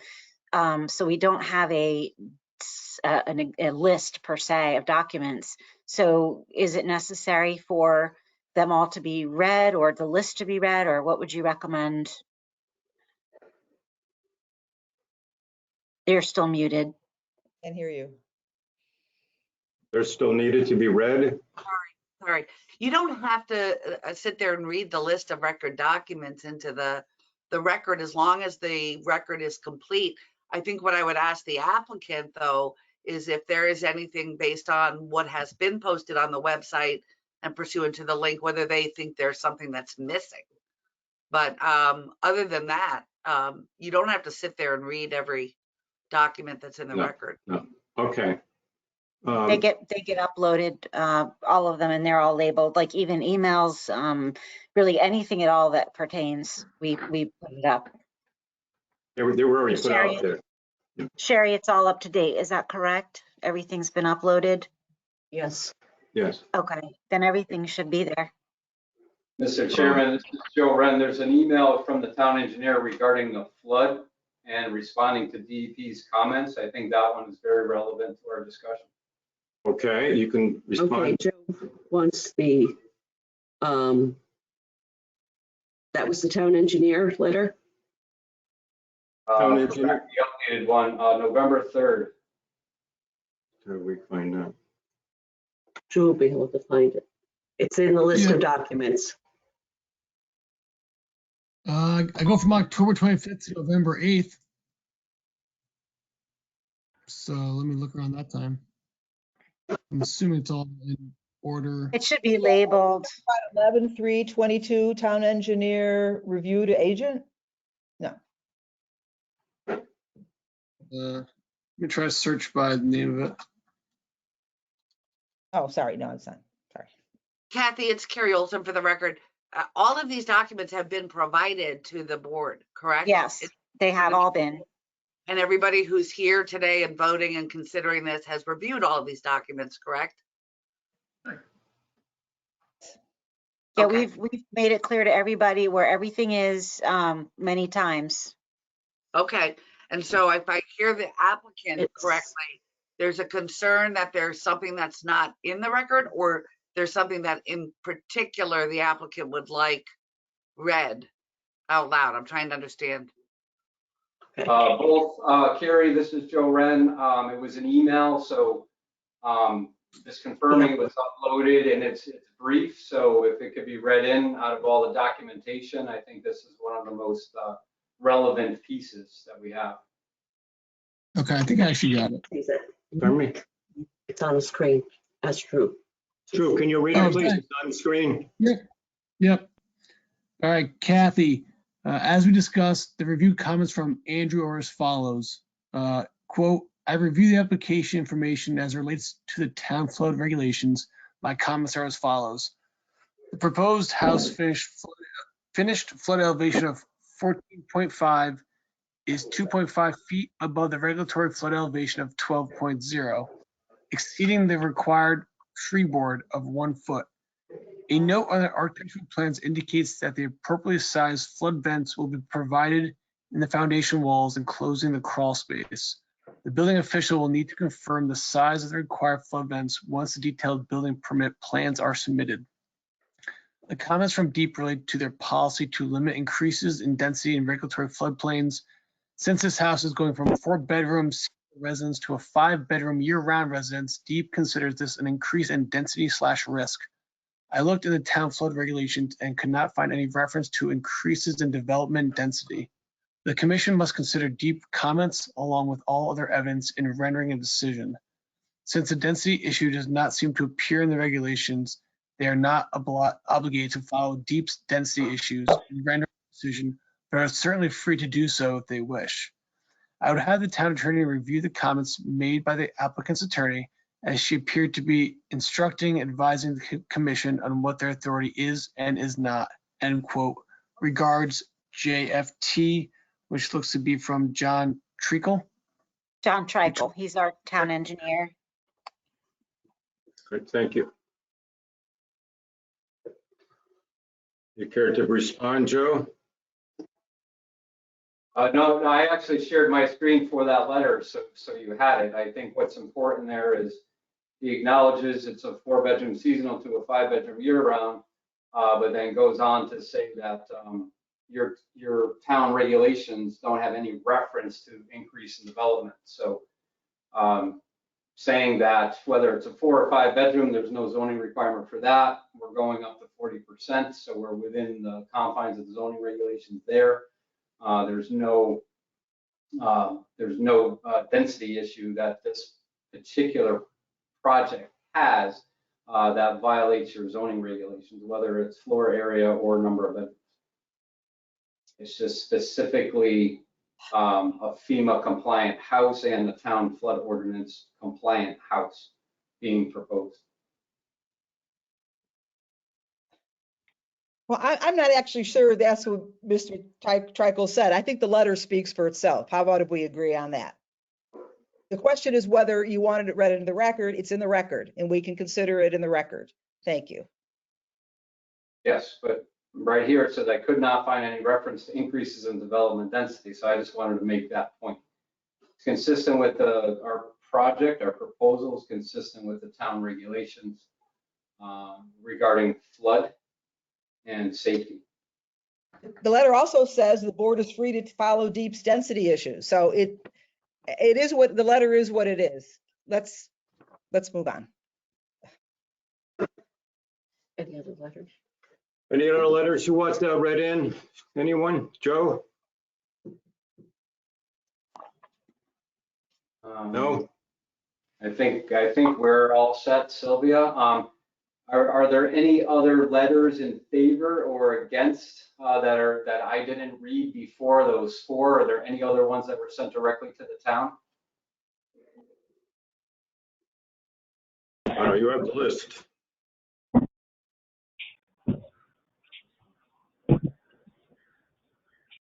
All right, we'll move on. Okay, any more questions from the board or comments? Lori, Drew, I'm good. Dylan, Tom, Bert, I'm good. all right. George, I don't say that I have to agree with your concern about listening to the fire marshal in our decision making. Yes, if the general consensus. Mr. Chairman and Commissioner Schultz, if I may, as I mentioned earlier, their main concern always is an alarm system, an EAS box, and also the separation between homes. And we're providing all three of those. So the client is willing to and will be putting in an alarm system. He's willing to do the EAS box. And we are significantly increasing the space between this house and the next closest one. So I don't really see how we are against the fire marshal's wishes. We have a lot of applications. We have a lot that are even closer to property lines and closer to other houses. Usually the sidelines are the closest to other houses because you have the street in the front and the rear yard is usually pretty substantial. And that's the same in this case. We're conforming on the rear and we're conforming on both sides. The existing house is 4 feet to the property line to a very close house on the north side. And we're going to conforming. The zoning regs allow us to be 10 and we're, I believe, 11 feet on that north side. So substantially increasing the distance between homes. So I think we are accomplishing everything, every concern that the fire marshal has. I'm not sure if there's anything outstanding. If you feel that there's something that we're not accomplishing per the fire marshal requirements, let us know, because we think that we are complying. What's that? Hang on 1 second, man.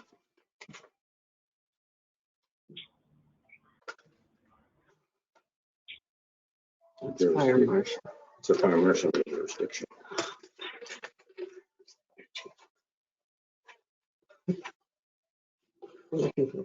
Just sound what we're looking for. We're just looking for the comments from the fire chief.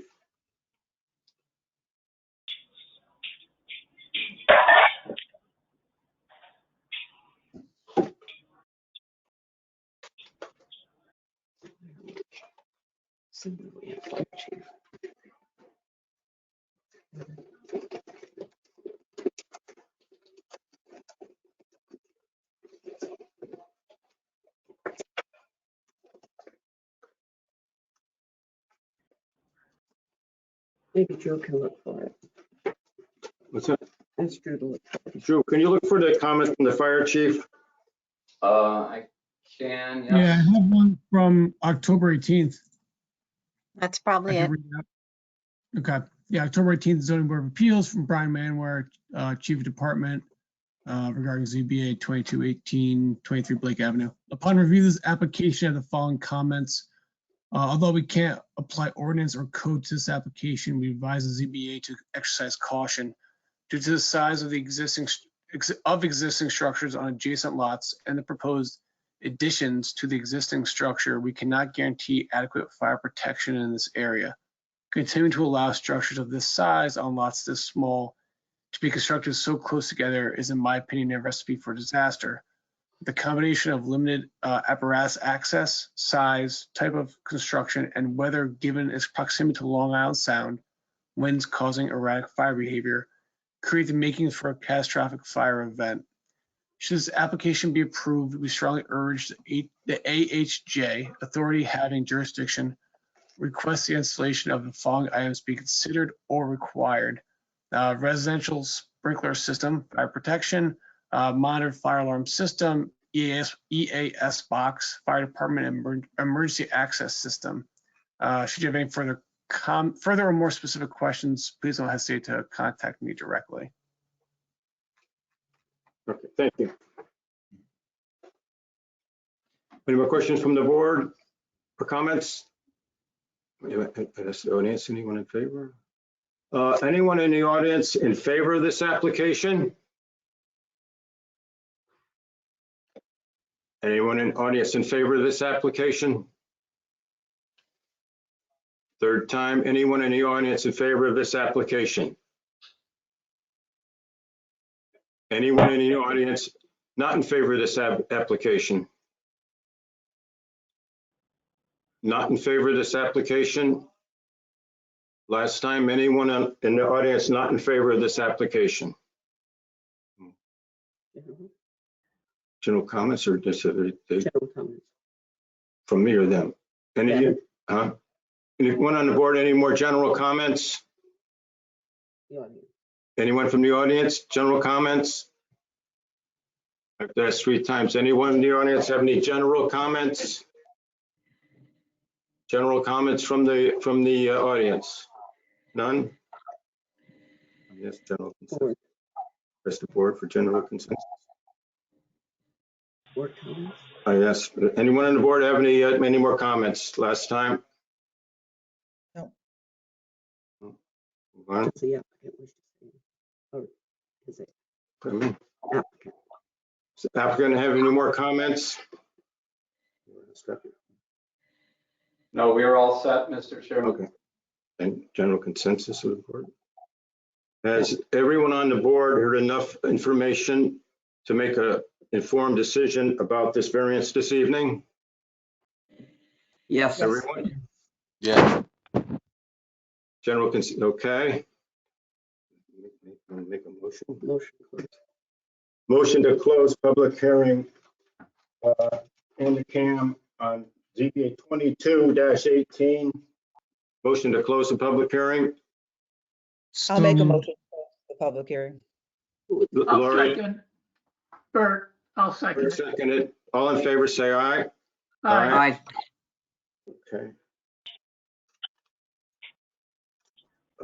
Just a little overview. Just announced we're going into deliberations. We're going to be going into our deliberation process right now, so we cannot hear anything from the audience or the applicants. This is 22-18 in the CAM application for 23 Blake Avenue. They're seeking a variance of front setback that required a 25 feet. There's proposed 12.6 feet with an existing of 5.2. Maximum ground coverage of 20% required, proposed 27.2. Existing 35.3, there's a decrease of about 8.1%. For a replacement residence, there's a tear down and rebuild. The lot is 5,579 square feet, 0.13 acres. There's stated hardship that it predates zoning. It's a non-conforming lot. They say that reduces front yard setback, eliminates side yard nonconformity, eliminates existing FEMA health code nonconformities, and will result in, they say, with more conforming and FEMA compliant. The floor area is within the regs. They're just CAM. And that's about it for this one. Anyone comments? Drew has listened to the tapes, as Dennis listened to the tapes for this particular variance for both times. Yes. Okay. Yes. That's for motion.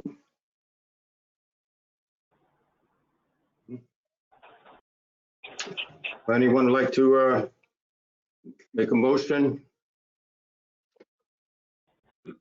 Mr. Chairman, if I may, again, one of the things that I have always said to my zoning boards of appeal, and it's in my memorandum, I have not seen the draft motion in this case, but if you're inclined to approve, I strongly recommend that the approval for whatever variance is being granted be very specific to the plan that's been proposed and not be a general quote setback variance or I've said that over and over. There's a lot of case law out there. So I just want to be careful and make sure that whatever motion is very specific on those points. Thank you. I'm open for a motion. So I started off.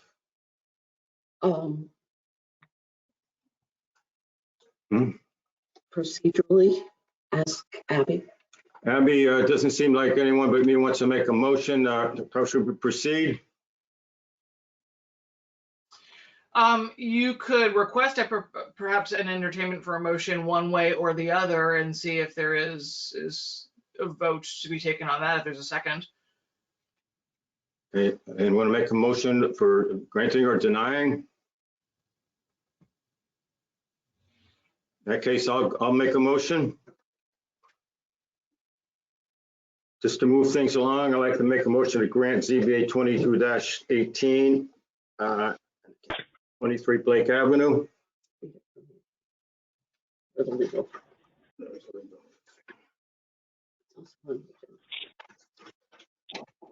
For 22-18 and Camp 23 Blake Avenue, Robert Kaufman, trustee, applicant Roberta Kaufman, trustee owner, application for certificate of variance of 26.11.6 front setback and 26.11.14 maximum ground coverage for replacement residence. Assessors map 70, block 67, lot 54, zone R10. In accordance with the site plan. And strictly in accordance with the plan submitted, the site plan submitted. Motion has been made. Do we need? Are there any conditions? This one, they abide by the fire chief's, fire marshal's requests. Anyone need a second so we can move this along? I second. Who's that? Drew? Motion has been made. The stated hardship is reduction in ground coverage,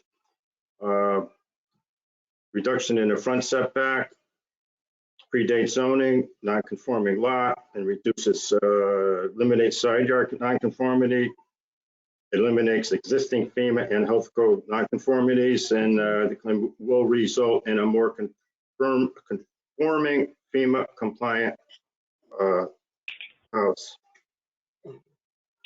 Motion has been made and seconded. Any more? No. Who was the second? Drew, I believe. Yeah. Drew. Yes, was me. Any, pardon me? Discussion. Any more discussion from the board? I have none. Want to do a roll call vote? Roll call vote.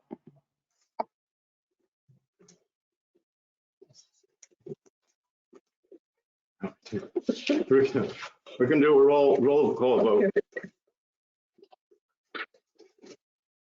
Oh. Okay. Drew Richards? Yes. George Dorer? No. Bertram Schmitz? Nay.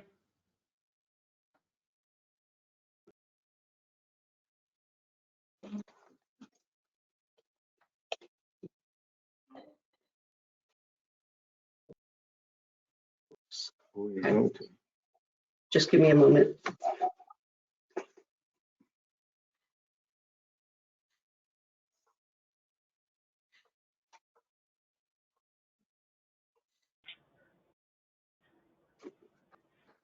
Dennis Ermshire? Nay. Lori Jaffe? No.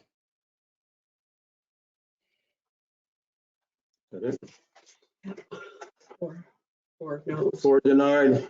And 1 yes. 1 yes. The variance did not carry. Motion did not carry. Thank you.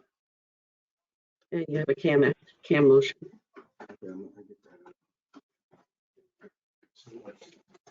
Hold it on.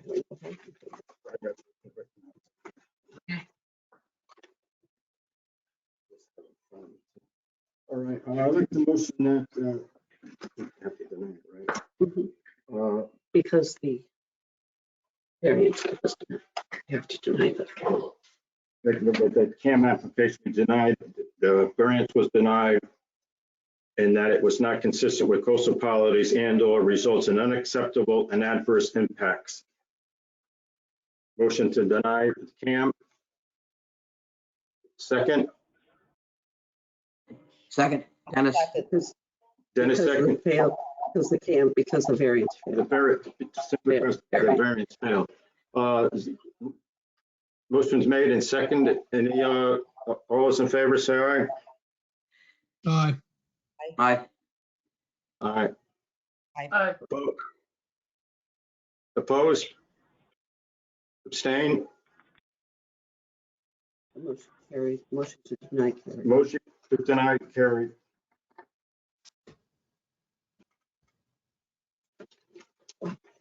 Okay, let me move on. Yes. Okay, next on the agenda is ZBA 22-19, 137 Nog Road. Okay. we have to check on Who was? Just have to ask.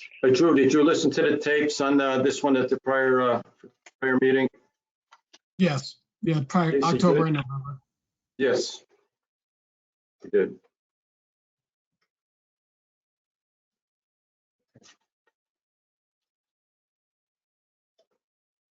Is the applicant for 137 Nod Road available? Yes. Yes.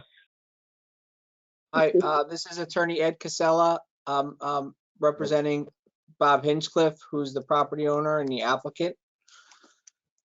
Are you ready? Are you ready for me to proceed? Yes. Okay, thank you. And I know Bob's on the call as well. Am I right? Was that Bob? Yes. Yep. Okay, thank you. This is a continued application, so I'm not going to get into too much detail because there was discussion at the November meeting that I also listened to the tapes. So this application for variance for 137 Nod Road, the Hinchcliffes are seeking variances to construct an 821 square foot addition off the rear of their house. The existing house is 2 bedrooms. It's about 1,300 square feet. Mr. Hinchcliffe described 1 bedroom and then 1 basically walk-in closet was the way he described the existing house. And they're seeking the addition off the rear to create 2 bedrooms and an updated great room sitting area. The addition will have a first floor bathroom and room for a washer dryer as well. I could share my screen and show you the survey. I think I need permission for that. Can you do that, Sherry?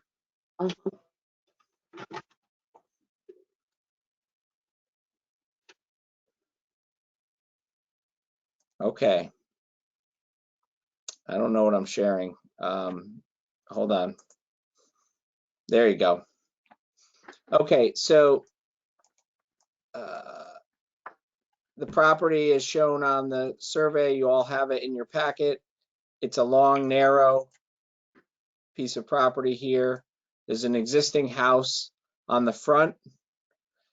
The proposed addition is located in this area off the rear.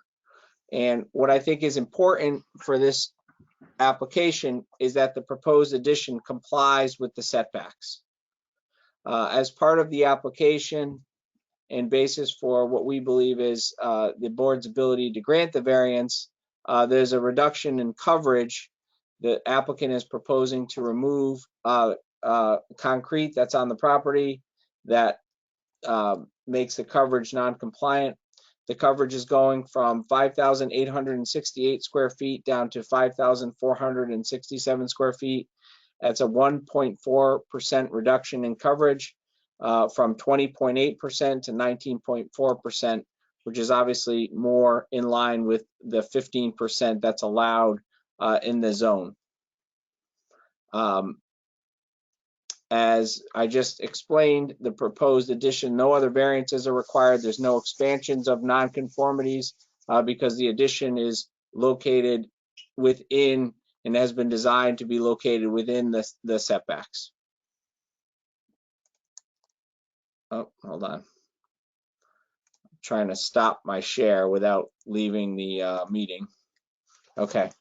There was discussion, I know, at the first hearing as well about the commercial nature of the property. The applicant is permitted to have his pool business in the rear of the property. But I think from the ZBA's perspective, the more important thing is this is a residential zone. It's an R30. I know there was a question about that as well. And the purpose of the application is to update and upgrade the single family residence which is on the property, which is the conforming use, adding amenities that a lot of folks want: first floor bedroom, first floor bathroom, first floor washer dryer, to what's kind of a small and unique house. It's long and narrow, and then there's only a portion of it has the second floor addition. So from a approvability perspective, the hardship is the implementations of the R30 district regulations on this non-conforming lot.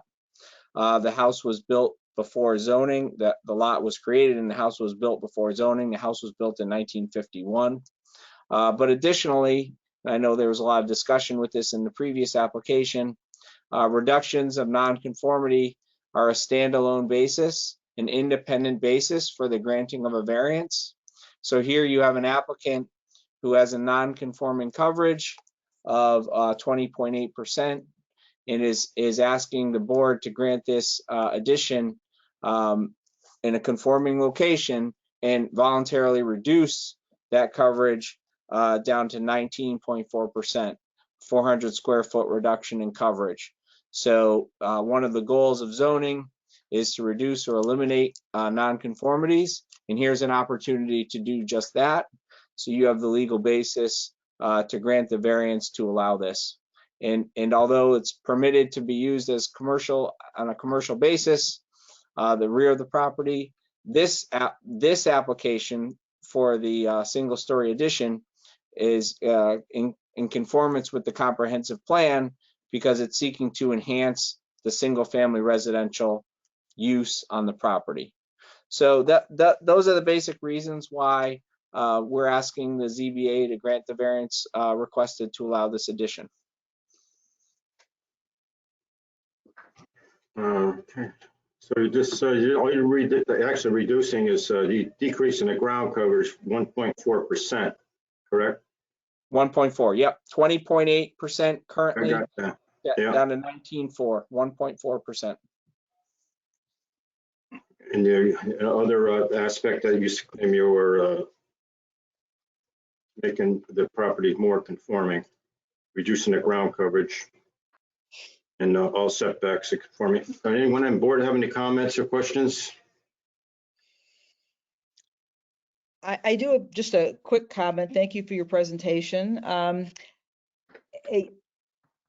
I don't think the applicant here has shown a traditional hardship. I don't think there's anything unusual or unique aspect of his property that makes it much more difficult to carry on his reasonable use of the property. I did read your letter and I appreciate your submitting it.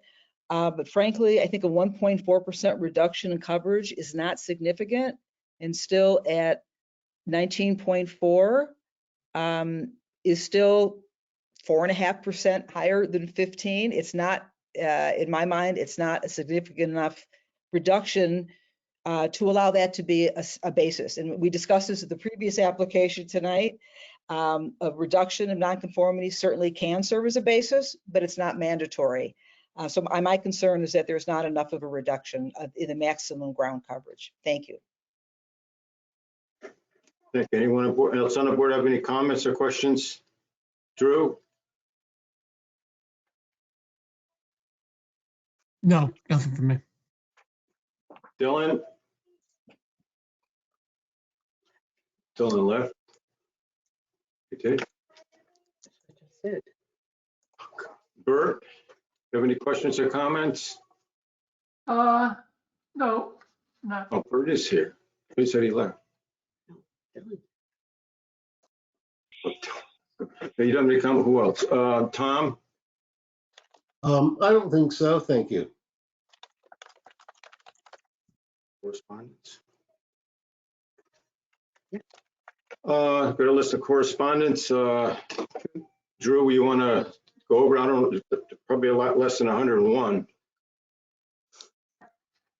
There's 47. Do we have to Is read there anything them? that we need to specifically mention? No. Could I We can waive the reading of the list of exhibits if you want. Yeah. Okay. We take the same wave. as the last one?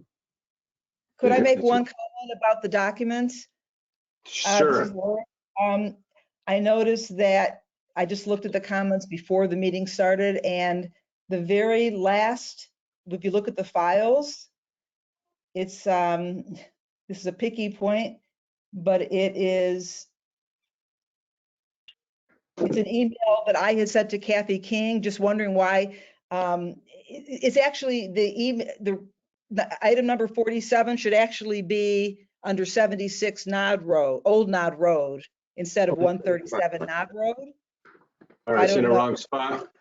Yeah, it's in the wrong spot. So I would just suggest that if you pull up, and Kathy, if you look at item 47, I think it is, that really should be under, I think I've got it here. I think that should be under 76 Old Nod Yeah. Road.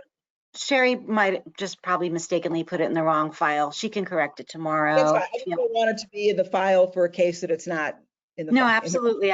Thanks for bringing that to our attention. I'm sure Sherry will correct that tomorrow. Okay, thank you. Told you we were more thorough. But, no more comments on the board? Questions in the audience?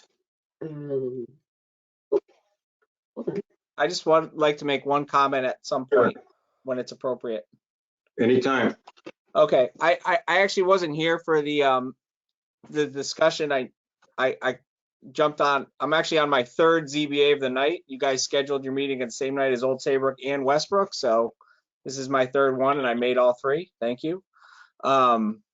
With respect to Ms. Jaffe's comment, I just want to, and again, I'm trying not to be duplicitous of what was discussed before, but one of the seminal cases of reductions in nonconformity is the Hescock decision, which went up to the appellate court.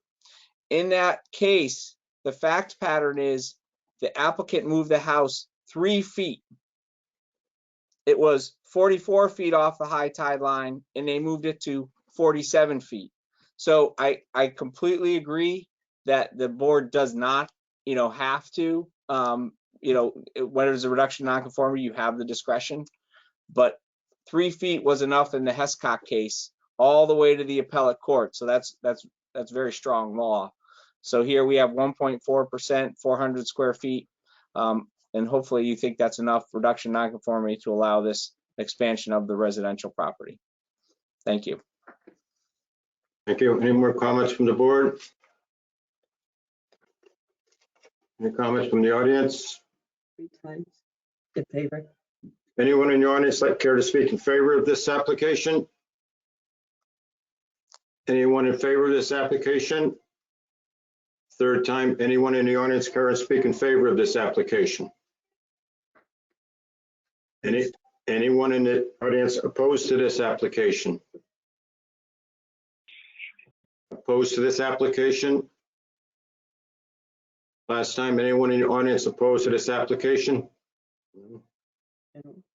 Any general comments from the audience, from the board?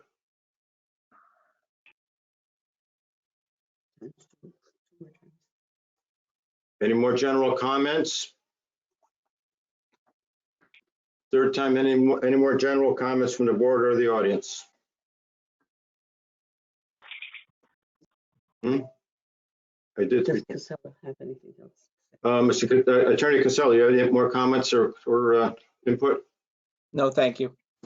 Look tired. It's been a long night. Consensus. All right, everyone on the board heard enough information about this variance to make an informed decision this evening? Yes. Yes. Yes. General consensus, yes.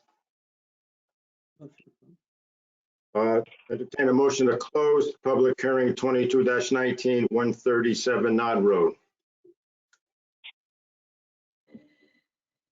So move. By Drew. Dennis, I'll second. second. Dennis. Dennis, all those in favor, say aye. Aye. Aye. Opposed? None. Moving on. Okay, you're into deliberation.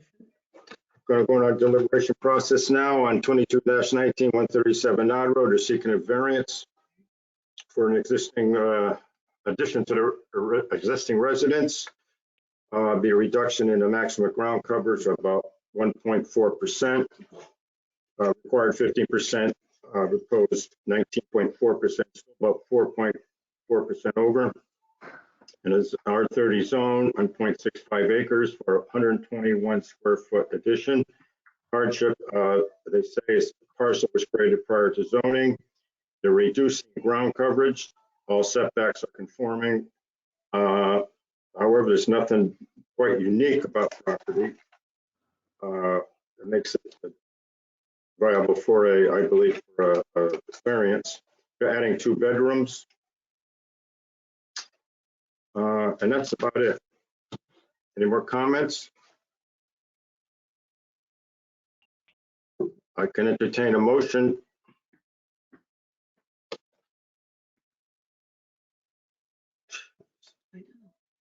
Someone can make a motion to grant if you wish.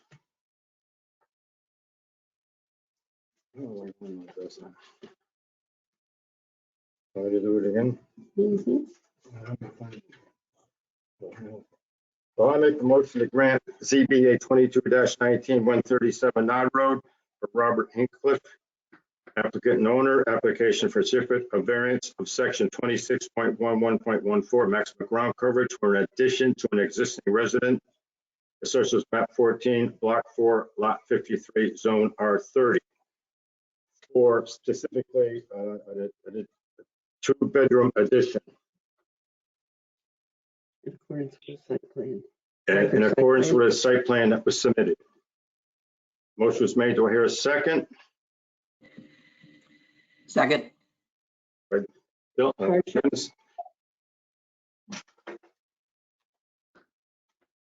I didn't mention the hardship. I didn't catch it. The parcel was created prior to zoning, reducing ground coverage, and that's about it. All setbacks are conforming. A motion has been made and seconded. Any more comment?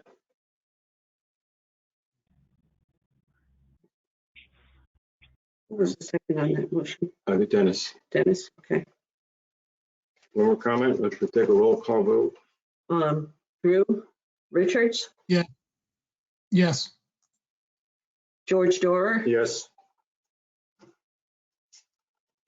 Bert Smith, Yes.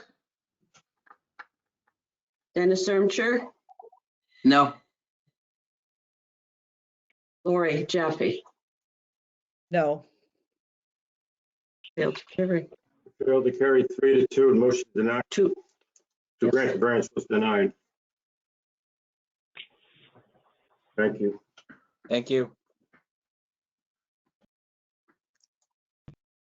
Thank you. Move on. Okay, moving on to ZBA 22-20, 76 Old Nod Road. Applicant Mr. Luber, are you here? Yes. You can present your case if you wish. Thank you for hearing my case tonight. I know it's been a long night already. So my family, my wife and I, we've lived at 76 Old Nod Road since January of 2006. We're seeking approval to place an 18-foot above ground pool on our property. We have as part of our attachments, you'll see an updated property survey that depicts the location on the drawing. We have 0.3 acres and we're on a very narrow lot. Our house was built in 1964, which also predates local zoning. And then the location of our septic tank in the middle of the yard requires us to have the pool close to the side boundary and within the side setback requirements. We do live in zone R30, which does require a minimum side setback of 25 feet and a maximum ground coverage of 15%. You'll see in the drawing with the placement of our pool, we would be 18.45 feet from the west side property boundary, and we would still maintain a distance of 12.84 feet from the location of our septic tank, meeting the 10-foot requirement. With the addition of the above ground pool, our ground coverage would increase from 16.3%, which is it is today, to 18.3%. I did present a case back in October, so some of this information may look familiar. At that meeting, my neighbor, Kevin Moyer, who lives at 78 Old Nod Road, who would be the most impacted, he lives on the west side of our property where the pool would be closest to the side of our property there. He actually attended the meeting in person and communicated his support, for this project, as have our other abutting neighbors.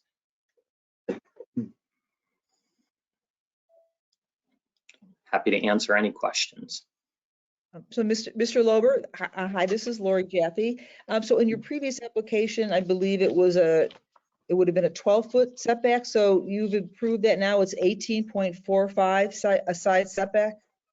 Correct, yeah. On the original drawing that we submitted, the side variance would have been 12.63%. And so now it's increased to 18.45 feet.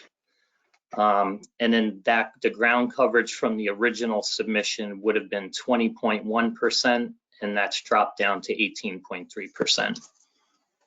Okay, thank you. You're welcome.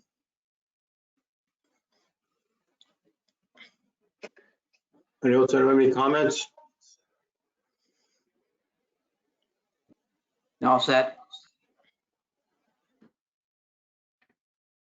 Hardship being that it's the lot shape and size and the location to the septic and zoning, it's pre-zoning, is that correct, Mr. Lober? Yes, that's correct. Keep in mind, this is going to be an above-ground pool, correct? It is an above-ground pool, yes. Thank you. Any more comments from the board or questions? Correspondence? Drew, any correspondence? Anything there that's pertinent? No, this one doesn't have the site though, does it? Should look for it. What's that? So the other ones have the portal, so I was seeing where the portal was for that one for a minute. See if It's there was there. Let me see if I can get it. It could just be me searching. So I saw it before, but not now. I think I searched for address. Here we go. That's how I did it last time. Oh,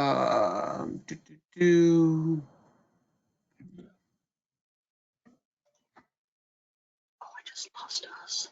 Shoot. Okay. I'm trying to. About 20 records.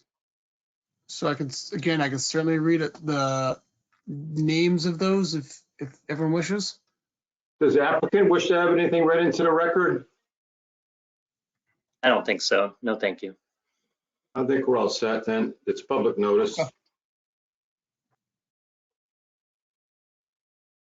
Any more comments or questions? Ask the audience 3 times. Yeah, you have to ask. In favor. Anyone in the audience care to speak in favor of this application? In favor? Anyone in the audience care to speak in favor of this application? Anyone in the audience opposed to this application? Opposed? Anyone in the audience opposed to this application? Any general comments from the board or for the audience? No. Move on. Consensus. No, consensus. Has everyone on board heard enough information to make an informed decision about this variance this evening? Yes. Okay. I'll just give it a little overview. This is. No. Need a motion to close the public hearing. Oh, geez, thank you. Entertain a motion to close the public hearing and ZB 22-20, 76 Old Nod Road. I'll make that motion. Dennis, that's who second? I'll second. Lori, all in favor, say aye. Aye. Aye. Okay, the CBA 22-20, 76 Old Nod Road. They're seeking a variance, a setback other than front or rear setback, required 25 feet, existing 25, proposed 18.45, maximum ground coverage 15% required, 16.3 existing. They're going to add about 2% more to 18.3%.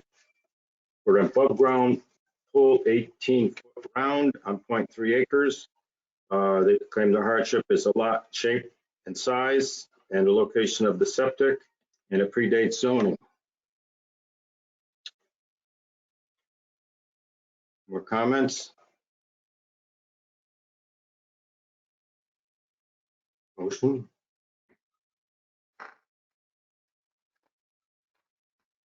More comments from the board? Anyone want to make a motion?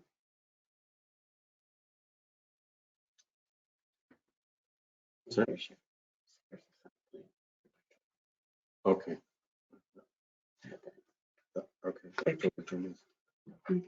Where is it? Right there. Good eyes. Okay, I'll make a motion to grant ZBA 22-20, 76 Old Node, Richard Lober applicant for a certificate of variance of section 26.11.8 setback other than a front or rear setback, and 26.11.14 maximum ground coverage of the Clinton zoning regs for an above ground swimming pool, assessors map 20, lot 6,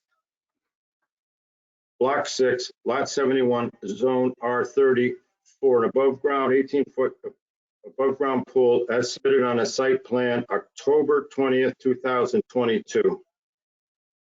Motion has been made. Hardship being a predate zoning, lot shape and size, and the location of the septic.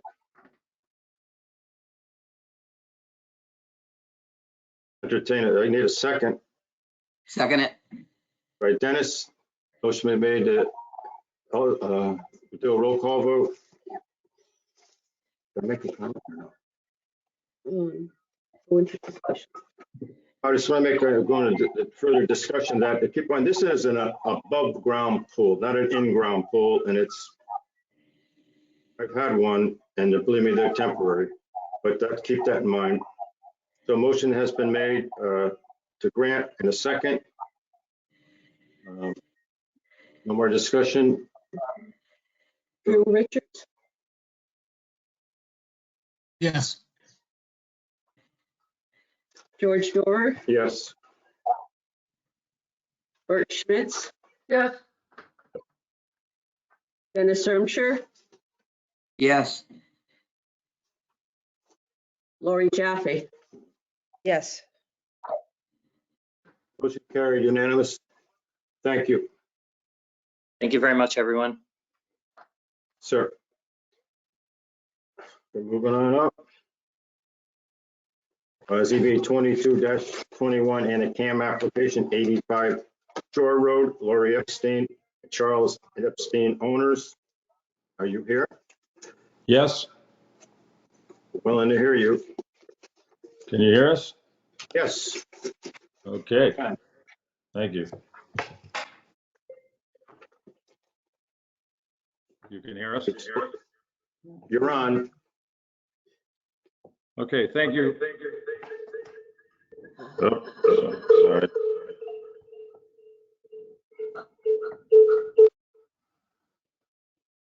Okay, can everybody hear us now? Sorry.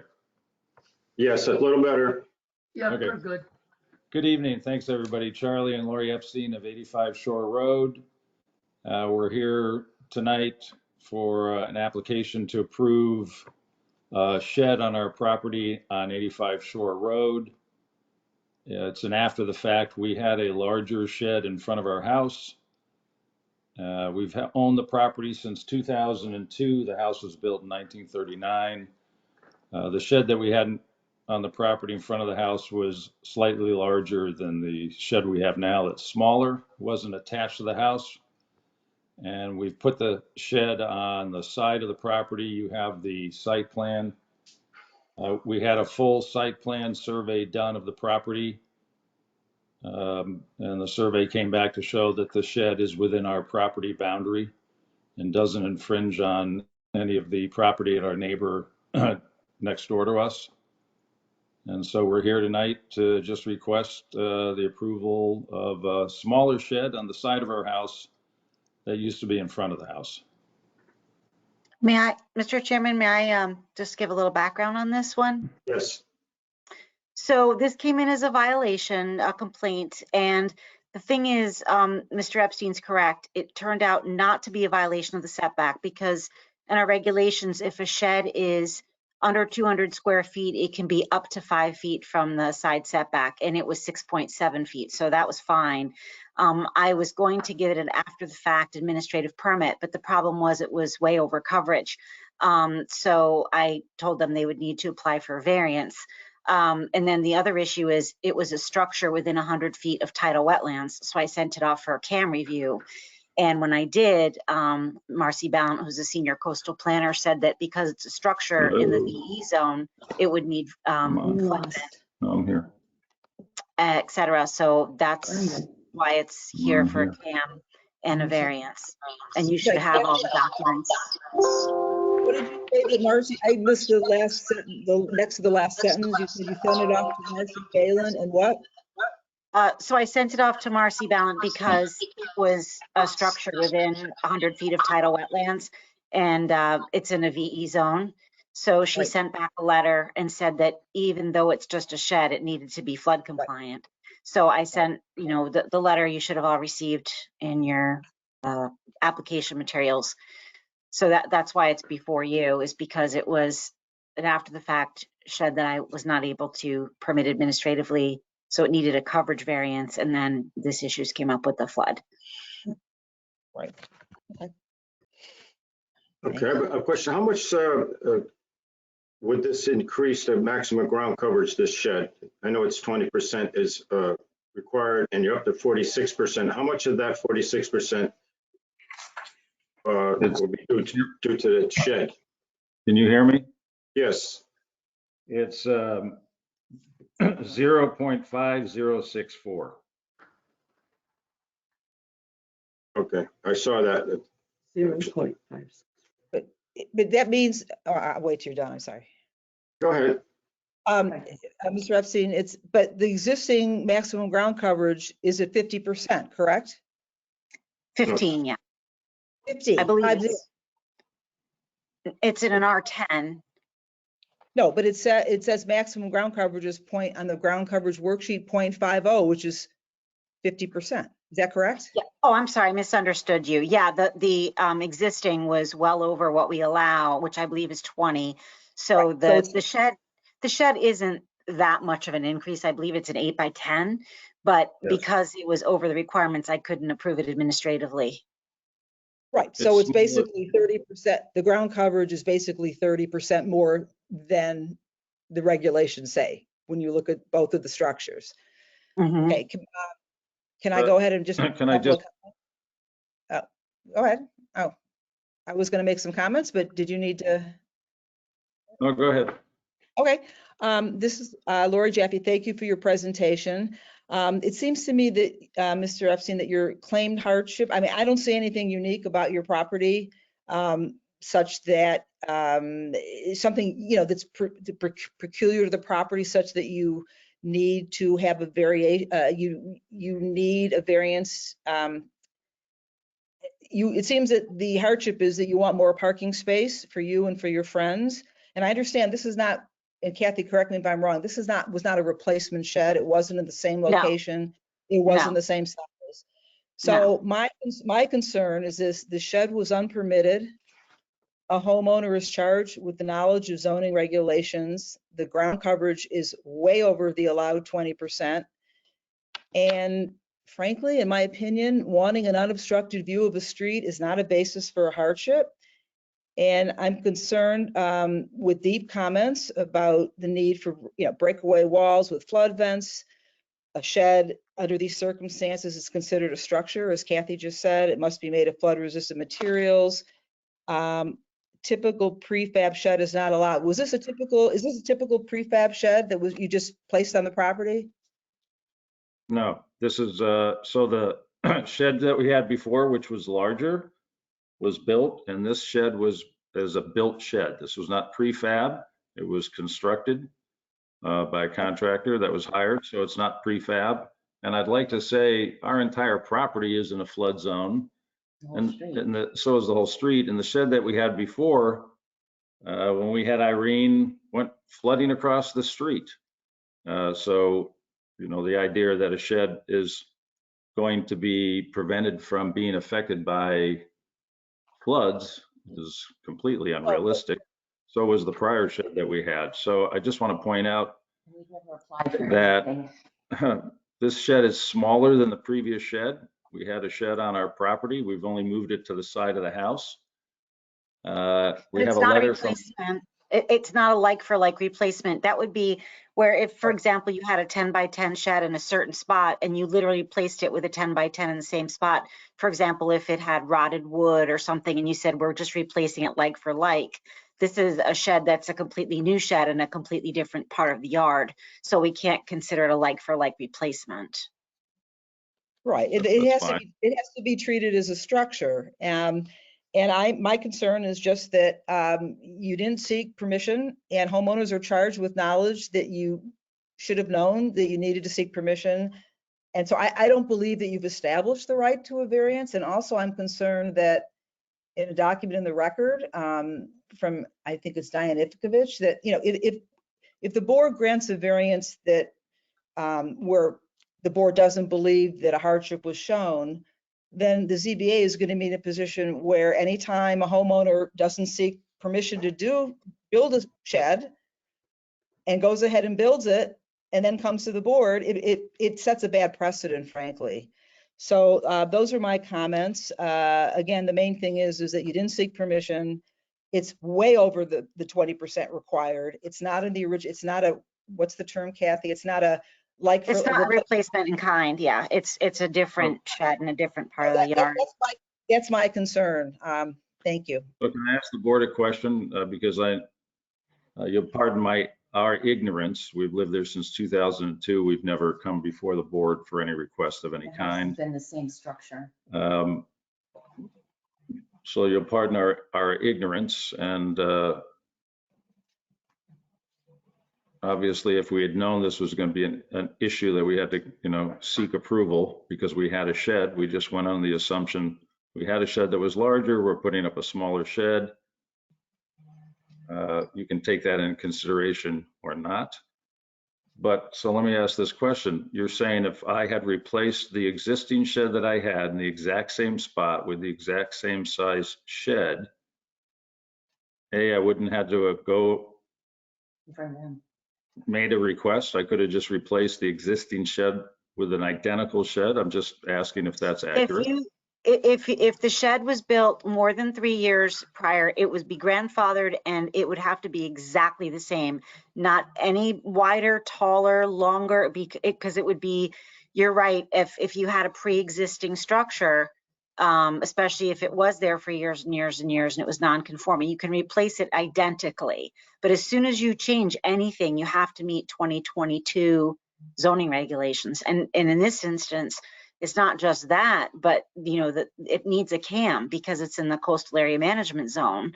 So you put up a structure that's not flood compliant, and then it goes out of my hands, and then it goes into what FEMA requires and what CAM requires. And so that's married to this application. It's the CAM and the variance application. They go together. So if we had built or put up a brand new shed that was the same size in the same place, that's not an issue. I'm just trying to clarify that. It would be considered a like for like replacement because it would be exactly the same. Again, if you move it out, move it up, anything else, you have to go to today's regs. If you just replaced exactly what you have with what you had, then you would be able to have it.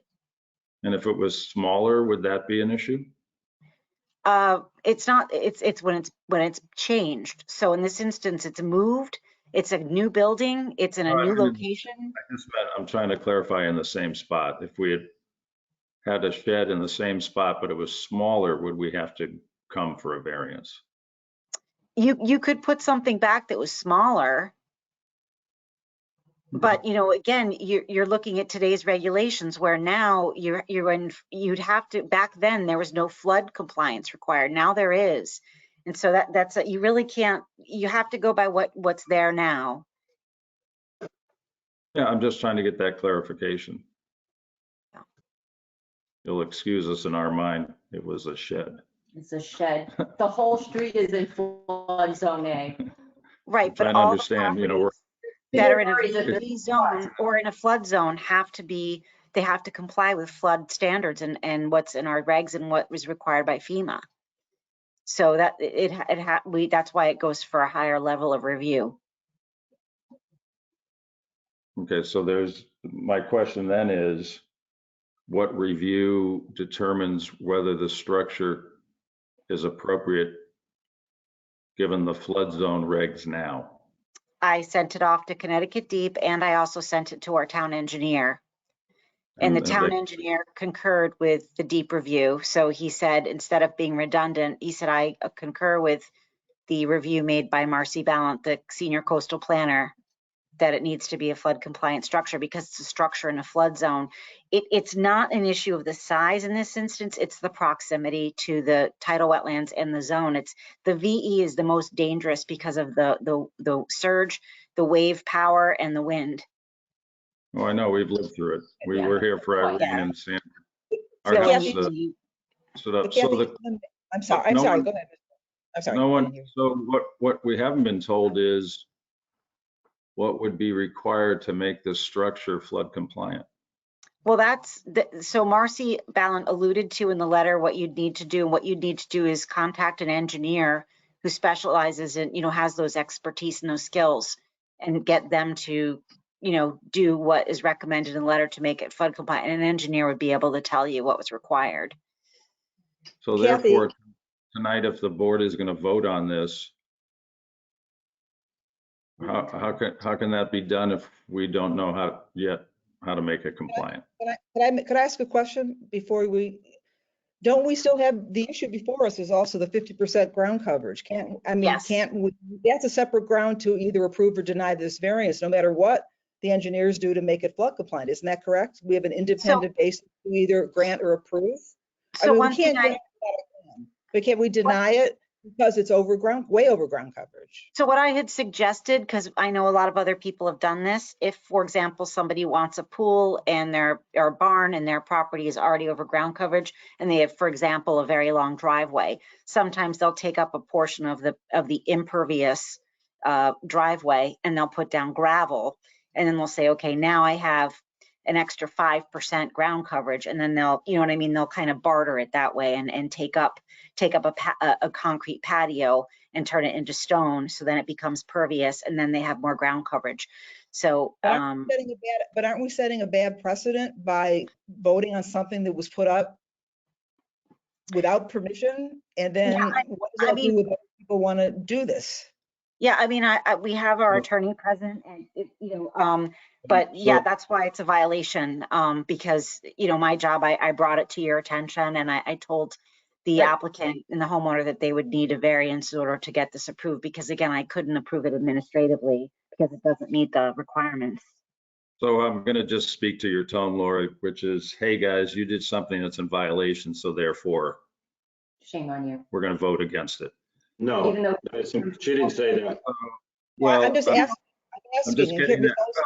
I'm getting that. I'm just being open and getting that tone. We're here coming before the board. We paid the fees. We've paid the fees. We've done the surveys to find out a solution. I don't appreciate that reaction. A solution that would be in compliance, given that we don't understand all the rules and regulations, which you do. We had a shed before. We put up a smaller shed. Call us stupid and ignorant. Here we are. Have them come back with an engineer thing or something. Now we're before the board to say, all right, how do we resolve this issue? It's a shed. It's not a house. It's not a pool. It's not an addition. But it's a structure in a flood zone. That's how FEMA sees it. That's the problem. We're trying to find out, how do we come back to the board with the proper what we need to do. And Kathy, you've been great. We really, all the information that you provided to us has been fantastic. Good, I'm glad. Mr. Epstein, Epstein, I'm And- sorry if you feel that these questions are inappropriate, but our job is, it's one I didn't issue. say they were Now, inappropriate. excuse me. I it's didn't one- say they were inappropriate. Don't put words in my mouth. I'm asking for what the answers are to make it. I want to Okay. explain why I'm asking the I'd question. like to interject something there, but I would suggest that you table this variance. You continue this variance, you can see a professional engineer, he'll tell you what it'll take to make this thing FEMA.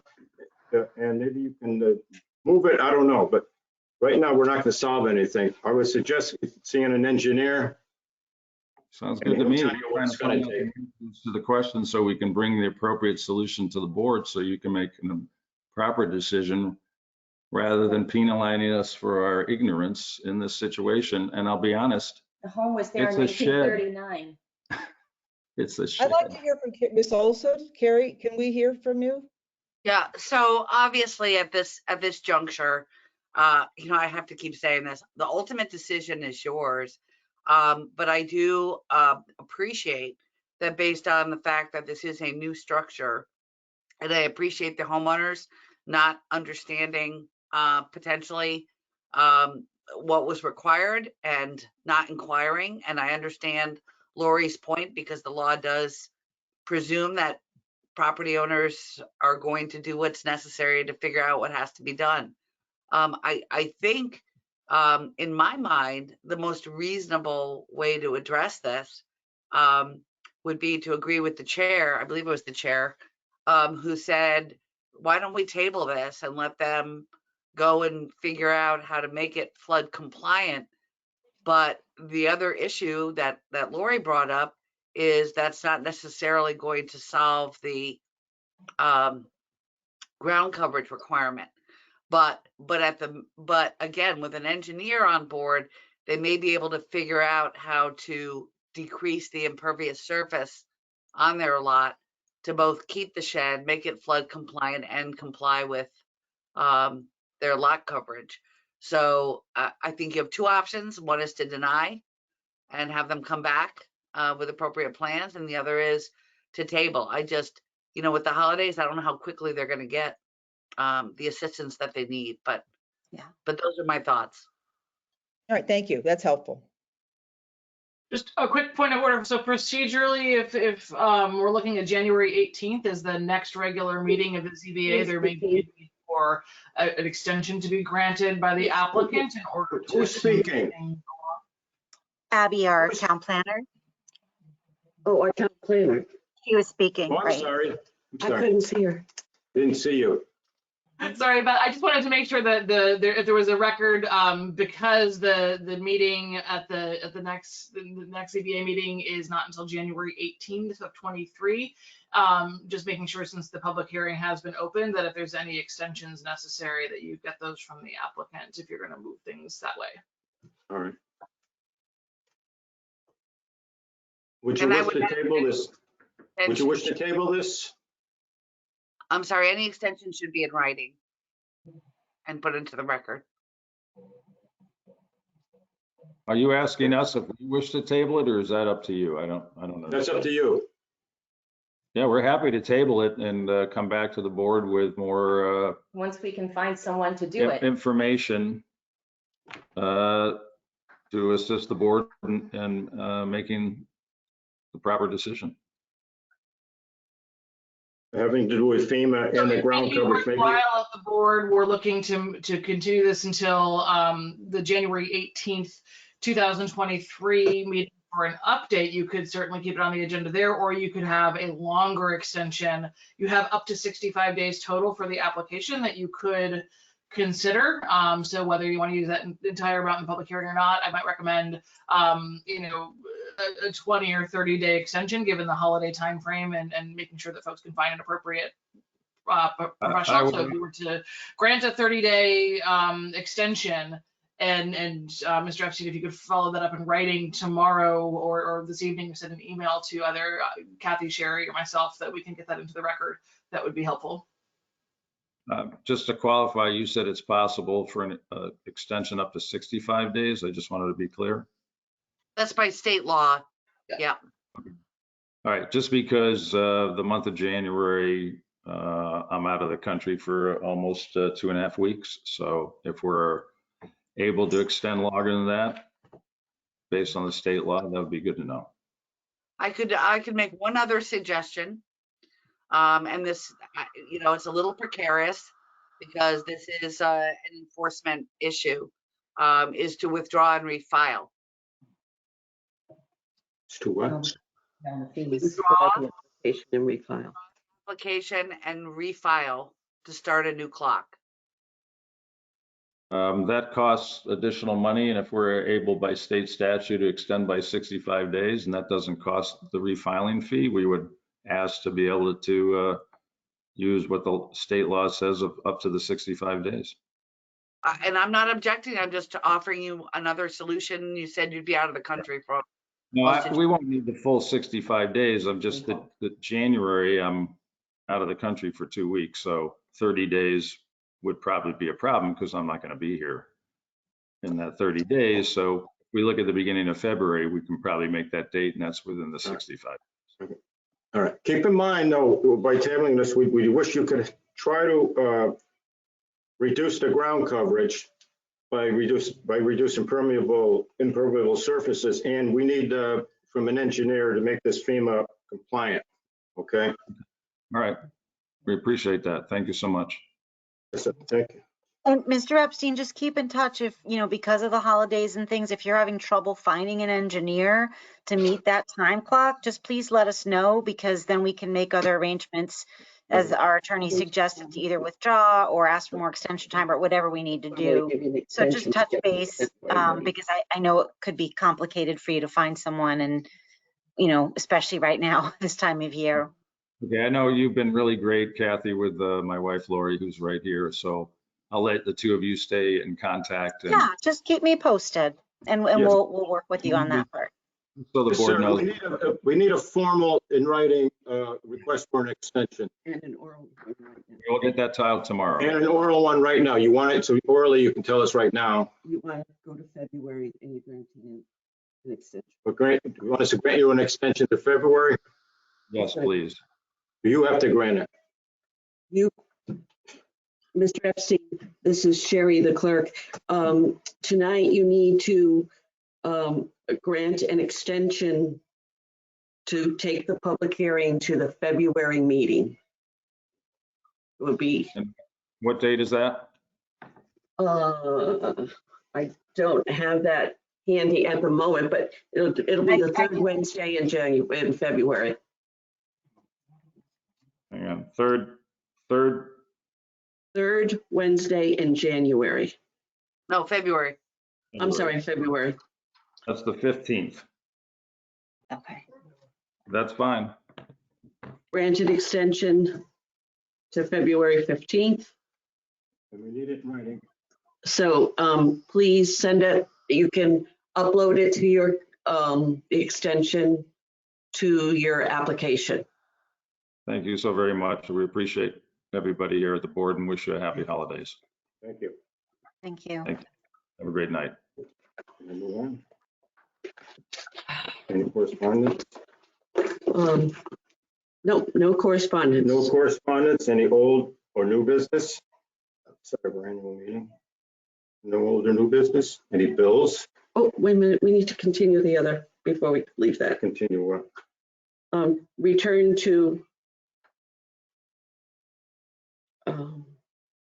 Return to the last application, 22 of 21.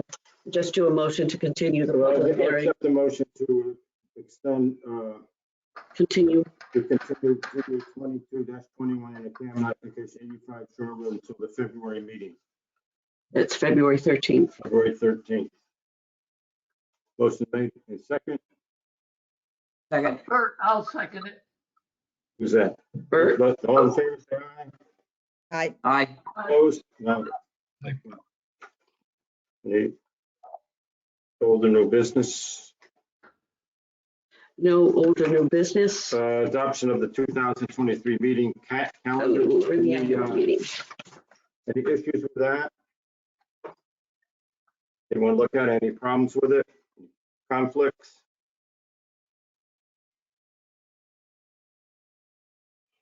No? All set with that? No, you need to adopt it. Motion? Need to adopt, motion to adoption of the 2023 meeting calendar. I'll make that motion. I'll second it. By Dennis, all in favor, say aye. Aye. Aye. Aye. Opposed? None. Mr. Chairman, as long as we're talking about calendars, we have our town attorney here. We never got to finish the ZBA training. We did part of it, but we never got to complete it. I didn't know if you wanted to ask if Ms. Olson was available for another upcoming training to come in and work with us. I think I burned everybody out on the last one. Yeah, I would love to have Ms. Olson come in and finish the I have to training. confess, at this point, I don't even remember where we left off, Kathy, so I'm gonna need your help on that. Yeah, you sent us a PowerPoint, but I just thought it would be a good idea to, if you were available, you thought you might have time in January, February or something, maybe we could. Sounds good. Okay. Most And I'm for happy to help. January, you have 2 new applications. The closing was today, plus what was carried over.